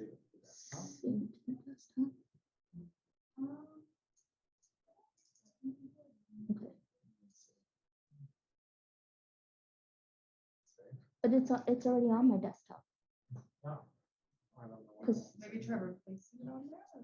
Yes. okay, maybe you guys can share it because you guys have a copy. You just won't be able to see the image. Somebody, that's all. For sure. We'll do it on our end here. Sorry, just one moment. That's strange, eh? It is. And it's hard when you have everyone's eyes. Yeah. Sorry about that, ACT team. You're doing way better than I would do, Charmaine.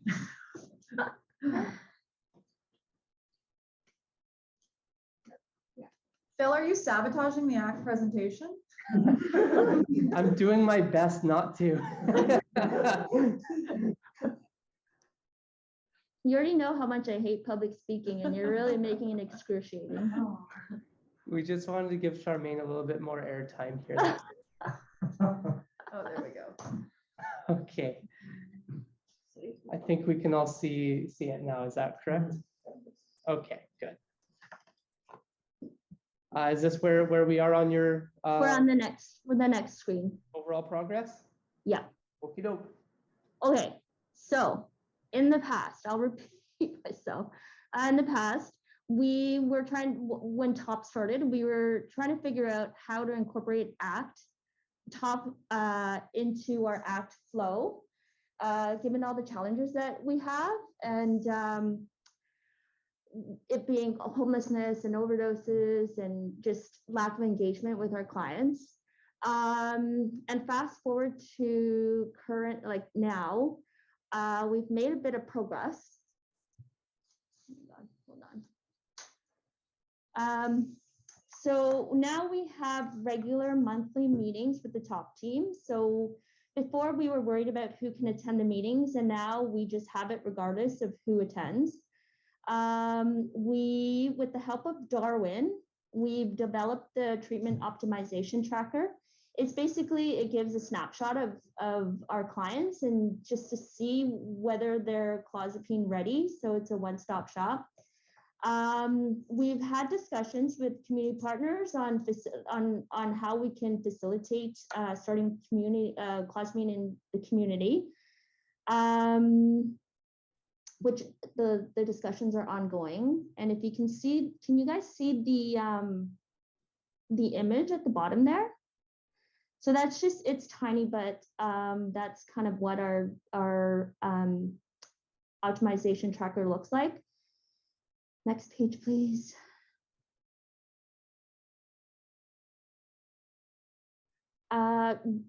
We've also trialed the SAM tool, and our team has found that it's very easy to use. It's quick, and it gives a quick snapshot of whether clients are clozapine ready. And going forward, we'll continue to use the SAM tool when we're onboarding new clients. So the idea is that our team leads when they're writing the case summary, that they'll use this tool. Next page. And overall successes, we have had 3 nurses who have agreed to start phlebotomy training. I've started blood draws in the community, and that's in partnership with DCHC. We have Wellness and Robbins. So some of our clients go there to use the Pronto. And on team 6, we've started a client on clozapine in the community.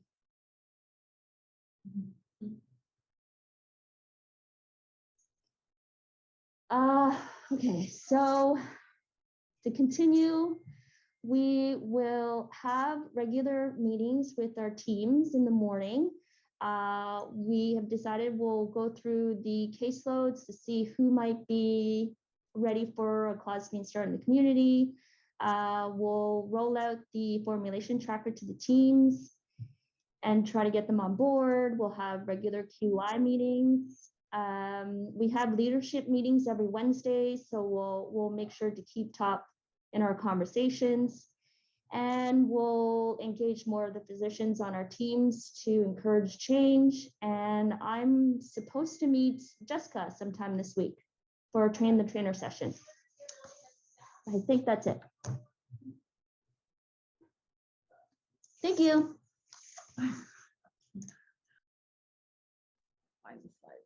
Thank you so much, Charlene. Phil, if I can add, it's Karen, just to add, I know that it was really difficult sort of fitting into the top project because of all those pressures I know everyone was feeling, but just the ability to make this a priority when overdose deaths were happening, redeployment was happening.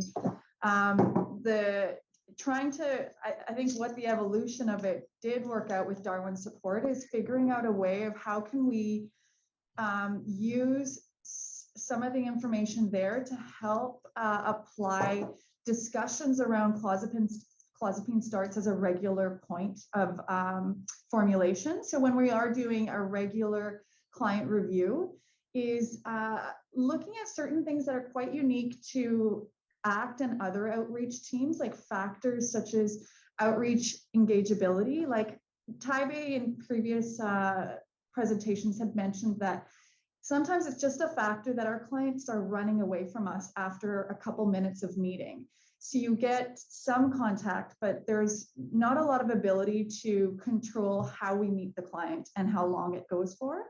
So kind of looking at the engageability as one of the factors on our tracking sheet to see like at what point can we have that discussion, but also always keeping it going. So being able to use a top tracking device to press reset and engage the whole team on, are we optimizing everything that we have in place?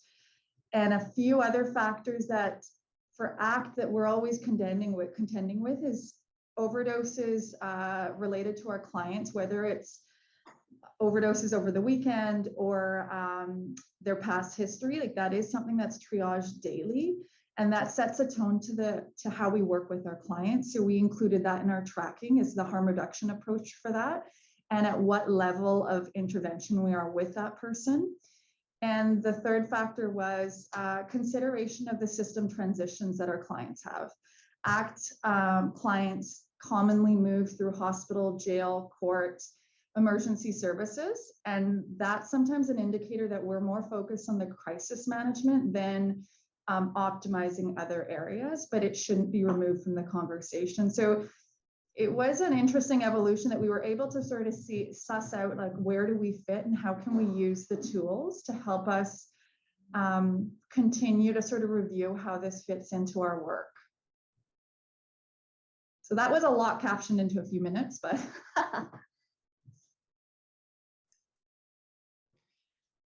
Thanks so much, both Charmaine and Kieran, for the context and for the presentation.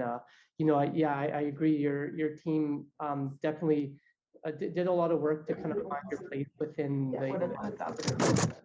I also found that you know it kind of goes back to what Randall was speaking about earlier about how this is really a change in how we provide care and using some of these skills that we've developed here to kind of change the way that we identify people, not just with TRS, but in other, with other things that are going on. And we really appreciate all the work that you guys have done, that's for sure, and continue to do with this collaborative. So it's been really great having you with us. And I'm going to give a special kudos to Charmaine. Like she's been pulling and steering us and trying to get us together on a monthly basis. Thanks, Bill. Thank you. We're just gonna move along now to the Strathcona Mental Health Team. And before we throw it to the Strathcona team, I just want to say we are going a little bit later than our schedule here. I know we had a break scheduled. So what we're gonna do is press on and get all of our presentations completed here. We're almost there. We only have a couple more to go. And then we'll take a short break and do some more rewards or awards as well. So I'm going to throw it to the Strathcona team. Hi, we're the Strathcona team, and I'm Sylvie. I'm one of the nursing case managers. This is Kelsey. She's our CRN. Cara, she's a social work case manager. We have Dr. Musa here, psychiatrist. Dr. Granovich was also involved in the TOP Collaborative, but he isn't able to be here today. And we have Denise, our manager, just over there to the side. Can we go to the next slide? Hopefully there is one. Okay, so the Strathcona team, we provide mental health services to complex clients in the downtown east side, with the majority of our client population experiencing concurrent disorders. In regards to our population of focus, it was a challenge to identify clients that fit into the TOP Collaborative criteria, largely due to substance use, inadequate housing, medical comorbidities. Because of this, we focused on broadening our education about clozapine starts in community so that we can apply that to our unique population. We had struggled to find a specific policy to follow for initiating clozapine in the community prior to the TOP Collaborative. And so the education that we received through this past year has given us guidelines to follow. Go to the next slide. And then in terms of our overall progress, we've had one clozapine start successful in community, initiated by Dr. Musa and one of our nurses, Morgan, involved in this TOP Collaborative. This client, Dr. Musa, is going to speak more about kind of how the client met the criteria and where they're at now. But in general, this client was actually initially outside of the POF parameters. However, like outlined within the population of focus due to his cannabis use, but we felt that he was still an appropriate client for clozapine because he otherwise met and fit all the criteria, which again, as we highlighted, was a struggle for us to identify on our team. So they had they live in a modular building. So I think that helped us in terms of that. And again, no other substance use. So we bent the rules a little bit and included this fellow. And then, well, yeah, I'll let you speak to that, Dr. Musa. Okay, sure. Hi, I'm Hasneen, psychiatrist. So actually, I can't compare my experience prior to TOP and after TOP, because prior to TOP, I had a patient, I wanted to start him on clozapine, and the only place I had like to get this started was Venture House. So spoke to Venture, they accepted the referral, and one issue was because it's clozapine, they might develop postural hypotension. So they said the only place we can get him in is the ground floor. And because he was not a hospital discharge, he did not get a priority. And he's also kind of competing on a room which might be reserved for patients discharged with, let's say, mobility difficulty, for example. So it took me between making the referral, the paperwork, the discussion, the waiting times, about 8 to 9 months to get him to Venture to start clozapine. With the TOP, actually, it was much smoother because now we have the resources, the kits, and the kind of training to do it in the community. The difficulty was actually our population can be a bit challenging to identify someone suitable to start. So this patient actually to start with, he has treatment-resistant schizophrenia. We know actually he does well on clozapine, but when he stops it, different antipsychotics tried and he doesn't really do well on them. There is a risk attached to it that when he's not well, he assaulted people within psychotic context in the past. So we really had to put him back on clozapine. There were some issues about possible seizures. So we kind of had some help from the neurology team, and they said, no, there's no seizure, EEG normal, scans normal. So proceed with the clozapine start. So we successfully did the clozapine titration. The mental health nurse will go daily to monitor vital signs. We kind of use the pharmacy who can dispense daily, and because it's clozapine like late at night, they can go late in the evening to supervise the dispensing. In the community, the titration was Monday to Friday mainly. So on weekends, we will hold on the titration due to difficulties with checking vital signs or dealing with any complications that might arise. But Monday to Friday titration worked so well. So patient is now on clozapine. He's doing so well. Really stable, no psychotic symptoms. So comparing really that we've done it within days took only a few days to get the neurology opinion to get that. So I say that between us deciding and getting the neurology, everything paperwork sorted, it took us like a week, 10 days to start him. Comparing to 8 to 9 months previously, that's a huge progress. And I feel actually now we have the resources, the confidence, the kind of training to start kind of patients in the community on treatments to optimize their antipsychotic treatment. Thank you very much. Next slide. Is there a next slide? Yeah.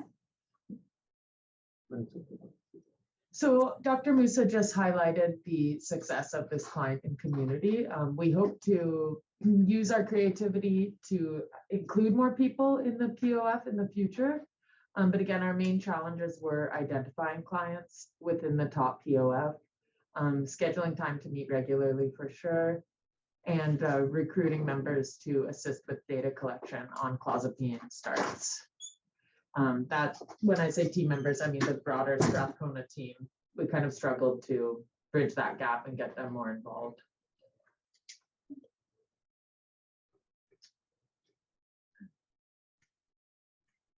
So for future plans, we are having a top in-service at our team actually tomorrow with the top CRN to provide in-house training to the team. This is a way that we can provide the education and ensure more standardization across our team between both the case managers and the physicians. Additionally, we want to bring in more motivational interviewing training and CBT for psychosis to the team as just another modality to improve the quality of life and optimization of patients with psychosis. I don't think there is another slide, but maybe there is. I think that's the last slide for you guys. Thank you. I guess just there's a question in the chat really about spreading to the ICTs. So I can actually, because I work in ICT as well, so like I work in downtown clinic. So I know actually the mental health team kind of members, the nurses, and they did have a time, really allocated time to go through the top training videos. So they're already ready. If I get a case in DCHC, we should be ready to start. Pender, I believe they had lots of changes recently and there's staff shortage. So I'm not sure how prepared they are because me and Jean, we both work in Pender there. So in terms of like psychiatrists, yes, we have the training now in ICT to start patients on clozapine, but in downtown clinic, the nurses are now trained as well. Just Pender really, they might need, once we get more staffing, we might be kind of supporting them to go into the training to get the kind of nursing support when we do the titration monitoring. Well, thanks for that. And I really appreciated hearing your kind of before and after experience around starting clozapine in the community. That was really helpful to hear as well. So we're going to move on to I think this is actually our final presentation of the day. This is the West End team. Actually, I'm sorry, we have two more. We have West End team next, and then we'll have EPI as our final team. I'm just going to pass it off to the West End team. Hi. I just want to also thank the TOP program for accepting my slide presentation so late. Thank you for the grace. So we're the West End Mental Health team. We provide adult mental health services out of Three Bridges Community Health Center in Vancouver. We're downtown south, CHA1. Our clients are commonly precariously housed and do experience concurrent disorder as well. Our psychiatrists that were involved with TOP were Dr. Chete and Dr. Haddon. Case managers were Nina, Chris, and Nav. Our clinical resource nurse was Rochelle, and she joined our TOP program late as the position was developed during the TOP program. I joined the team late as well. Verena had been here before to start the TOP program, and I took over in July. And Susan Rochelle is our manager. Next slide. Again, I'm not going to go over too much about the context. We did identify, it kind of ranged between 4 to 6 people, our population of focus. A couple clients moved away, but then we identified new clients who might be eligible for clozapine with treatment-resistant schizophrenia. Our aim statements, we did meet the first goal by January 1st, 2022 of identifying clients with treatment-resistant psychosis. We actually didn't do a clozapine start here at West End. We still have 2 clients who are eligible. It's just that we've had to be patient with their processes, as we have to often with our team clients. One of the clients had a family emergency. They were going to start last week or this week on the clozapine, but they had a family emergency they had to be involved with, so that is delayed. We had another case manager. It's a nice integration into the rest of the team for this work through TOP, because one of the case managers not involved with TOP identified a client on his caseload who would likely be eligible for clozapine. And we're trying to think of creative ways to help support that client, because they don't necessarily fit into the perfect picture of someone who will be able to follow up with labs and all that kind of thing. So we're trying to plan for that potential start with that second individual. And it's a nice segue into training up the team and involving other clinicians in optimization with clozapine or exploring clozapine. Next slide, please. Thank you. So our overall progress, it has been a bit sluggish, but a lot learned along the way. We do have the 2 clients who are eligible and interested in a community clozapine start. So we're working on plans for those 2 individuals. We have our new staff being trained in community clozapine starts, and we have great support resources to offer them, including all the TOP resources, the Learning Hub training, motivational interviewing training. We're planning upcoming education events for the team in TOP protocols via Learning Hub. I like the idea of having Jessica come and support facilitated learning as well here at the team. We have work to do with workflows and developing when we identify clients with treatment-resistant schizophrenia, and then how we map out the potential for clozapine start or optimization on antipsychotics. We learned a lot as a TOP team, I think, about like communication, noticing what limitations to some of our meetings and actions were, like time, how we identified what came up with our clients, like completely relate to a lot of the barriers other teams have expressed around psychosocial concerns, housing, organization of clients, how able they are to attend appointments, follow up, and that really factored into who we imagined might benefit from a community clozapine start. Next slide. I pulled the team and for the resources that they found most helpful. We didn't start anyone with clozapine, but one of our case managers did point out that all the guides for how to monitor clozapine in community were very helpful, and they imagine that they'll be extremely supportive when the time comes that we use them. The what is clozapine? The patient education materials were helpful with some of the clients we were exploring clozapine with. Patients were curious about what the side effect profile looked like, and it was helpful to have resources that we could just work through with them. The screen and manage tool, obviously for screening eligibility. We referred to the TOP website a lot as a general reference. It was really helpful to have everything in one place. We liked the new tools that we were working with Darwin on, the treatment optimization tracker. We really liked that for kind of noticing where we were at with the clients as we worked through exploring clozapine with them and how we came back to that as a team. And then the top sustainability checklist gave a lot of great ideas for how we can move forward with this work. Next slide. So our successes in general, regular communication, meetings, patience with the process. I think also just kind of the education and resources and the learning that happened and how we can imagine to integrate that into further work. Challenges were time, few clients in our population of focus, and no clozapine starts yet to trial the process with this really supportive atmosphere for learning. I think what we maybe would do the next time is ask for help sooner. I think because there was a lot of transition and people getting caught up along the way here at West End at the beginning stages of this project. Just kind of trying to get on the right page and reaching out sooner to get support would have probably been helpful. And there are a lot of tools and resources that were helpful to get guided through with Darwin and Jessica. That's been really, really helpful. And I'm sure we'll use that going forward as much as possible. Next slide.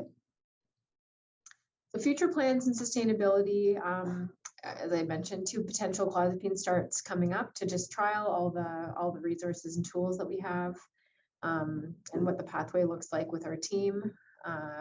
Top education for the rest of the team. What could we improve on? Systematizing workflows to identify clients with treatment-resistant schizophrenia who might benefit from clozapine. So maybe figuring out a time, maybe in the intake process where it best fits to do that. Communication strategies for top on our team meetings.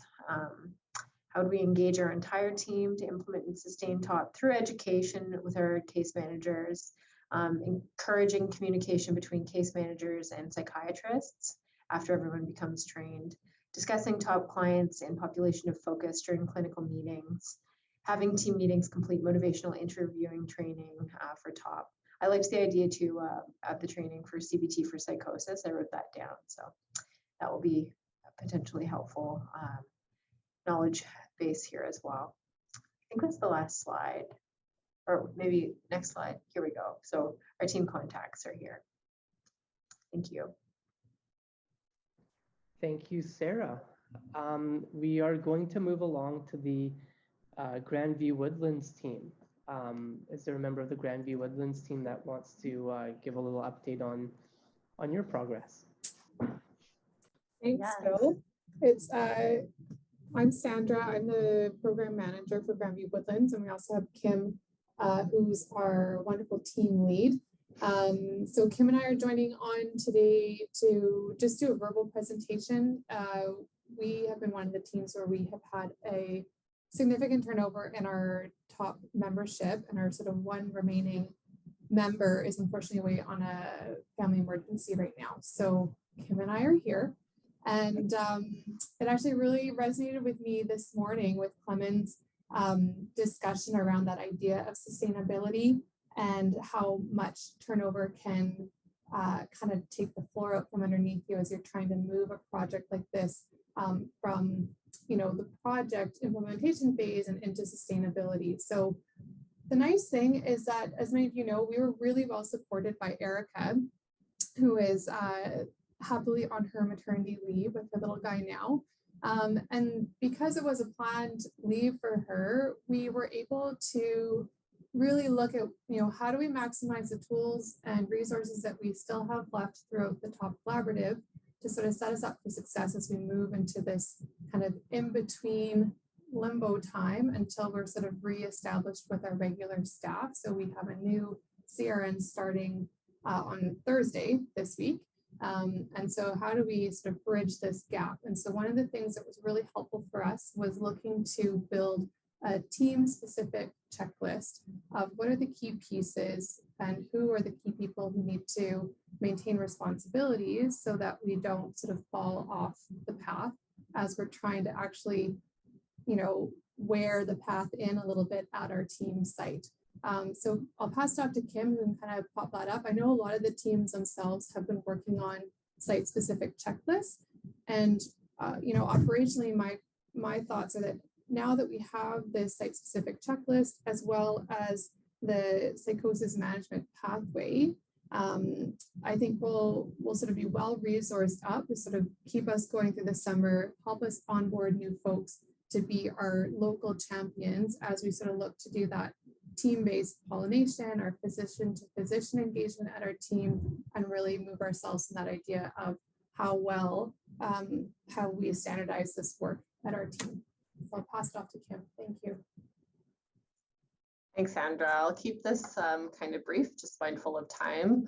Also, thanks everyone for being here. I think for me, when I'm listening to all of this, a lot of what I have to say echoes a lot of my sibling teams, you know, in community-based mental health. So we're a community-based mental health team supporting folks who are moderate to severe with mental health issues.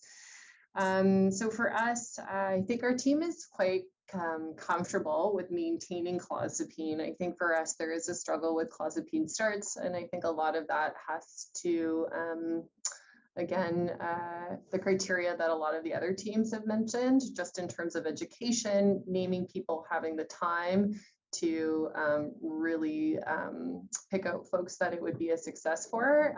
The time for that can be quite challenging. So a lot of the context, I think, is similar for us. What I wanted to really highlight is a sustainability checklist. I would have shared it, and my apologies for not sharing it and this being a verbal update, so just bear with me.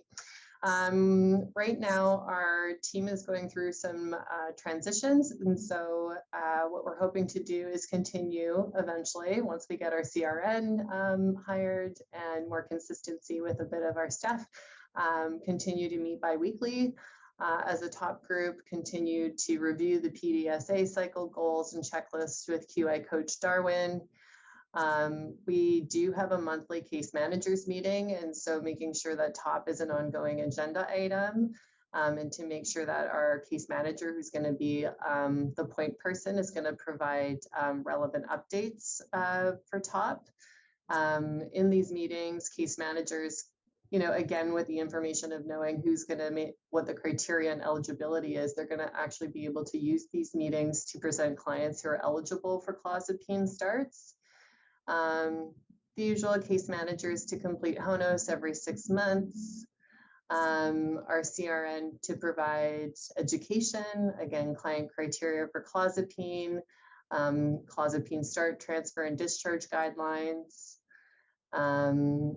and ensure that our intake team is familiar with the TOP criteria. So again, they can identify new clients and referrals. They can review the CSPS score, see if someone is again suitable for clozapine or a long-acting depot. And again, like so many teams have mentioned, case managers to take courses on Learning Hub, again for TOP. That is something that we're going to have to make a priority. I don't think we haven't saturated that, I think, as much as our original aim goal was. So, but that is something that is a priority for us. What we would like to do, and Jessica and I are in the process of booking Jessica to do, hi Jessica, an education before you leave, and then have you do hand over to Mina. Again, at the physician's quarterly meeting, what we would like is to actually have TOP be an ongoing agenda item at the physician's quarterly meeting. So again, some of the onus would be on the physician to really also have, you know, again, that onus around who would be a good clozapine start. Physicians to complete the SAM tool upon initial assessments, to complete the PANS tool upon initial assessments, also to complete the TOP education as well. Yeah, for myself to, as a team lead, generating quarterly HONOS and being sure that HONOS is being updated. We're just making sure that we're keeping track of key indicators, things even like who is a treatment-resistant person with schizophrenia. I think even like the small, I guess for us, what I'm highlighting is even if a person doesn't start, the fact that we would have the conversation is a win. You know, the fact that you would have the conversation is a success, right? Because as part of the cultural shift when you're moving towards a cultural change. People, yeah. And then just very similarly to how people have talked about before, making sure that people are comfortable with engaging folks in conversations that can be challenging. A lot of clients might actually be really suitable for clozapine, but the client themselves isn't ready, right? Or is just not wanting to engage. And so again, having those conversations with MI Focus, I think is another one of our goals for our team. Right now, again, because it's kind of a stage of transition and flux for us, we are going to be looking and seeing who will be more appropriate. I think I've done a soft sweep, and it looks like 2 right now are possible clozapine starts. So that's kind of where we're at. That's the quick update from Grandview Woodlands. Thank you. Thanks, Kim. Yeah, the only thing I would add to that was great, is just, as we're looking at our sustainment, we're really taking a look at what are the current structures that we already have really embedded in our team in terms of our quarterly, weekly, bi-weekly meetings, where we can just embed this in our everyday work. And then what are the additional layers of, report pulling and metrics that we need to be adding in as these additional layers to sort of keep us accountable in this work. And I think we found a nice balance between that as we move to just, make this a part of our everyday work. So big thank you to all of the supports. We've had a lot of support from Jessica and Darwin, and of course from Phil. So thank you everyone for your support with all of this work. Thank you, Grandview Woodlands, for your great presentation and insight into where you guys are at as well. We are just going to be moving on to our final presentation of the afternoon. So this is going to be a presentation from the EPI team, and it's a little bit of a different presentation. It's a pre-recorded presentation, so we're going to hear Fred's voice telling us about the EPI Top Journey. Hello, my name is Fred Ott. I'm the team lead at the Early Psychosis Intervention Program. This presentation will be an overview of EPI's Top Journey. I thought I'd start off the presentation with telling you all a little bit about EPI. We service clients between the ages of 13 to 29 in the Richmond and Vancouver area. We provide service to clients for up to 3 years. We're an interdisciplinary team, includes psychiatrists, nurses, case managers, occupational therapists, peer support workers, administrative staff. And we take a very biopsychosocial approach to our assessments and treatments, and we involve our families for the duration of contact whenever possible.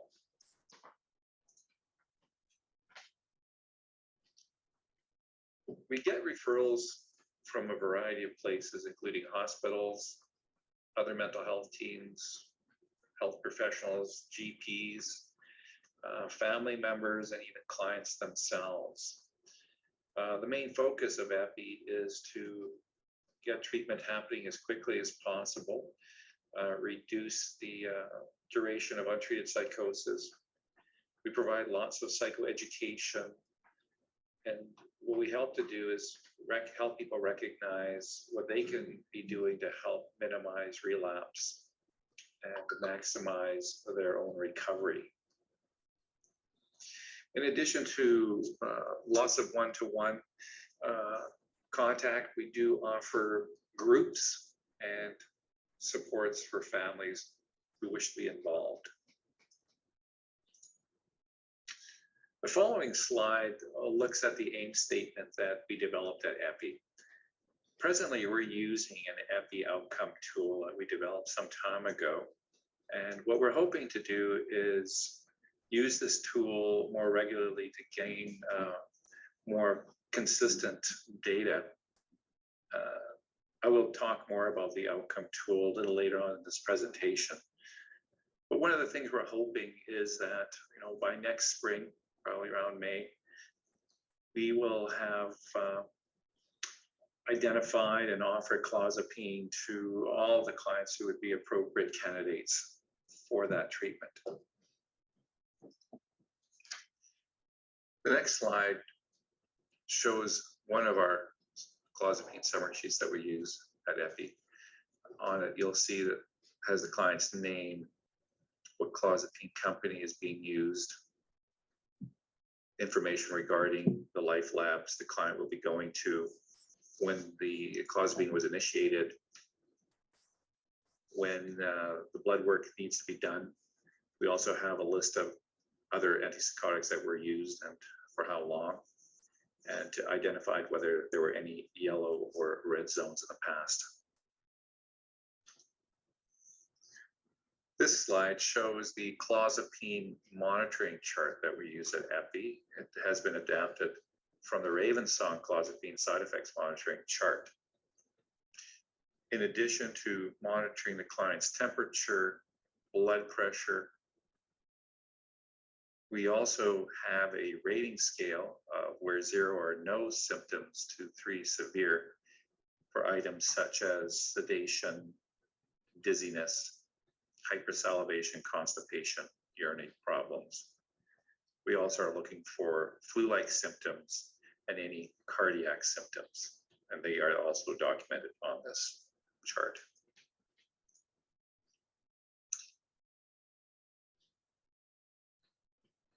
This slide shows the functional evaluation tool that we use at Epi. This tool is administered at the initial assessment and then subsequent 6 months after that for however long the client is with us. Things that we measure are things like the psychopathology scale. We use the SOFA, the CGI, and the HONOS. We also document on this tool whether injections were being offered and when they were started. And if they weren't started, why not? We also monitor when clozapine is being offered.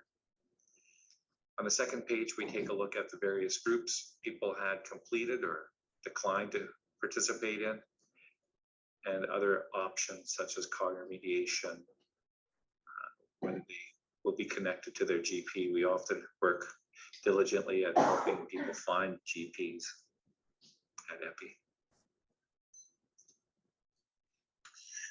This slide is basically just a larger, enhanced picture of what we just looked at on the previous slide regarding when IMs or clozapine were offered or started. In the left column of this chart, we see the goals that Epi had originally set out for itself and were mentioned earlier in this presentation. In the right column of the chart, we see where Epi is presently.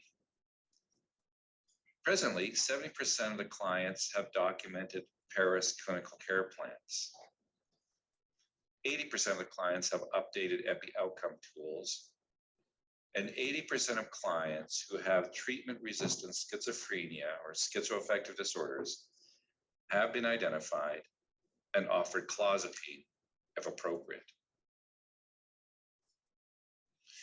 On this slide, we see the number of Epi clients that are receiving IM medication and clozapine. Approximately 24% of Epi clients are receiving IM medication.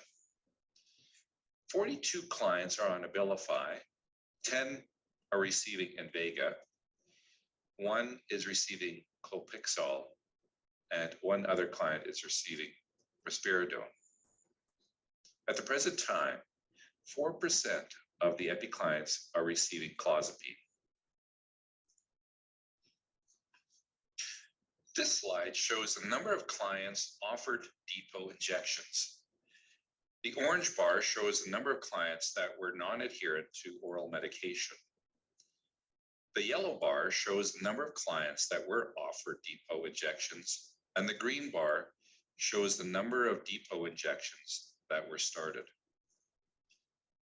Over time, we can see that the number of clients offered depot injections increased.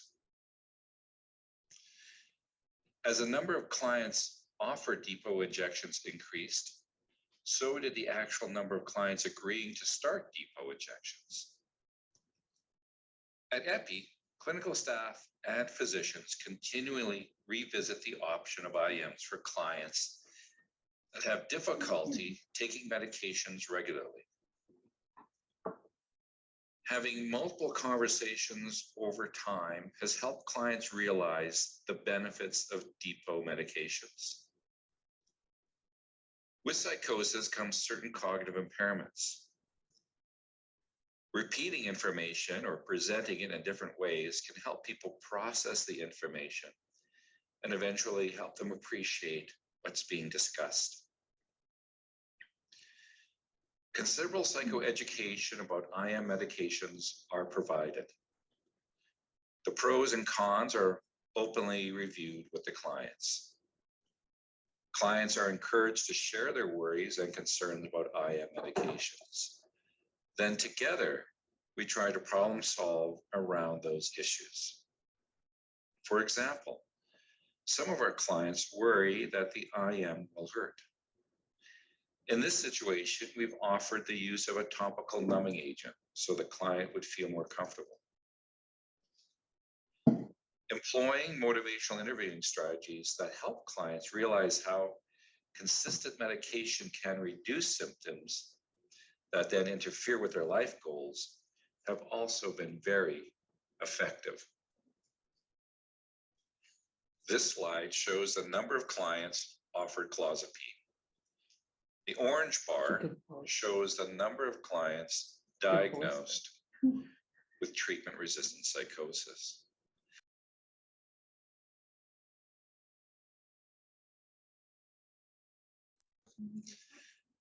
The green bar shows the number of clients diagnosed with TRS who have been offered clozapine. And the brown bar shows the number of clients who started clozapine in the community.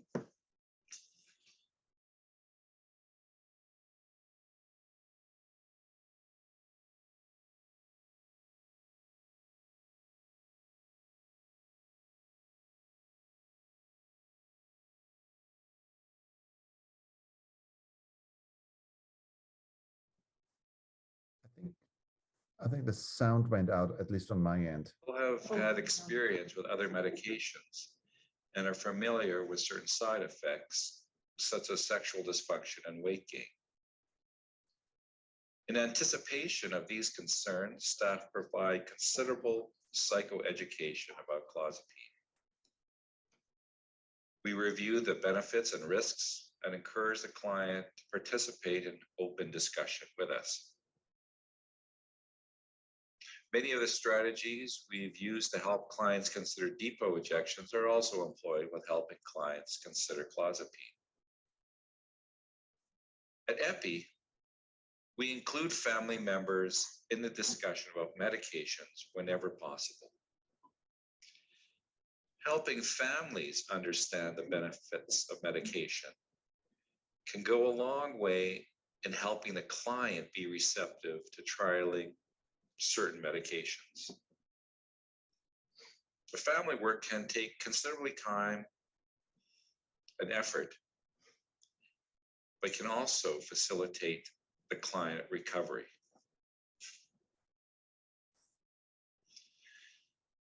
This slide shows the number of clients who underwent clozapine titration at EPI. The yellow bar shows the number of clients who were suitable for clozapine. The brown bar shows the number of clients who started clozapine in the community.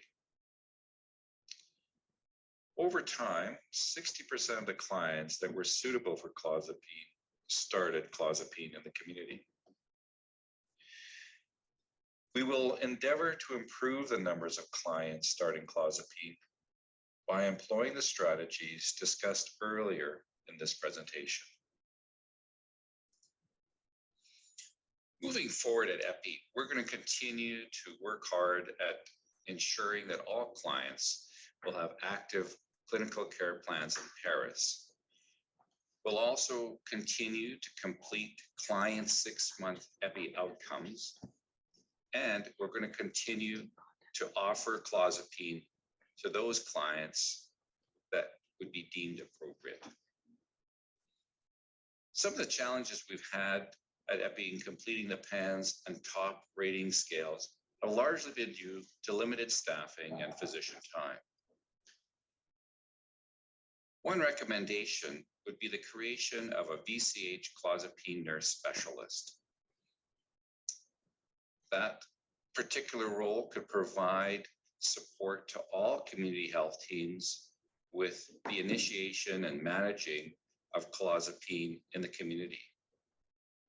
Staff turnover within teams can be very challenging. By having a clozapine nurse specialist available to all teams, consistent support and education can be ensured when clozapine is started in the community. I'd like to wrap up this presentation by acknowledging some of the Epi staff that have been involved in the top initiative at Epi. And I would like to thank you all for your time.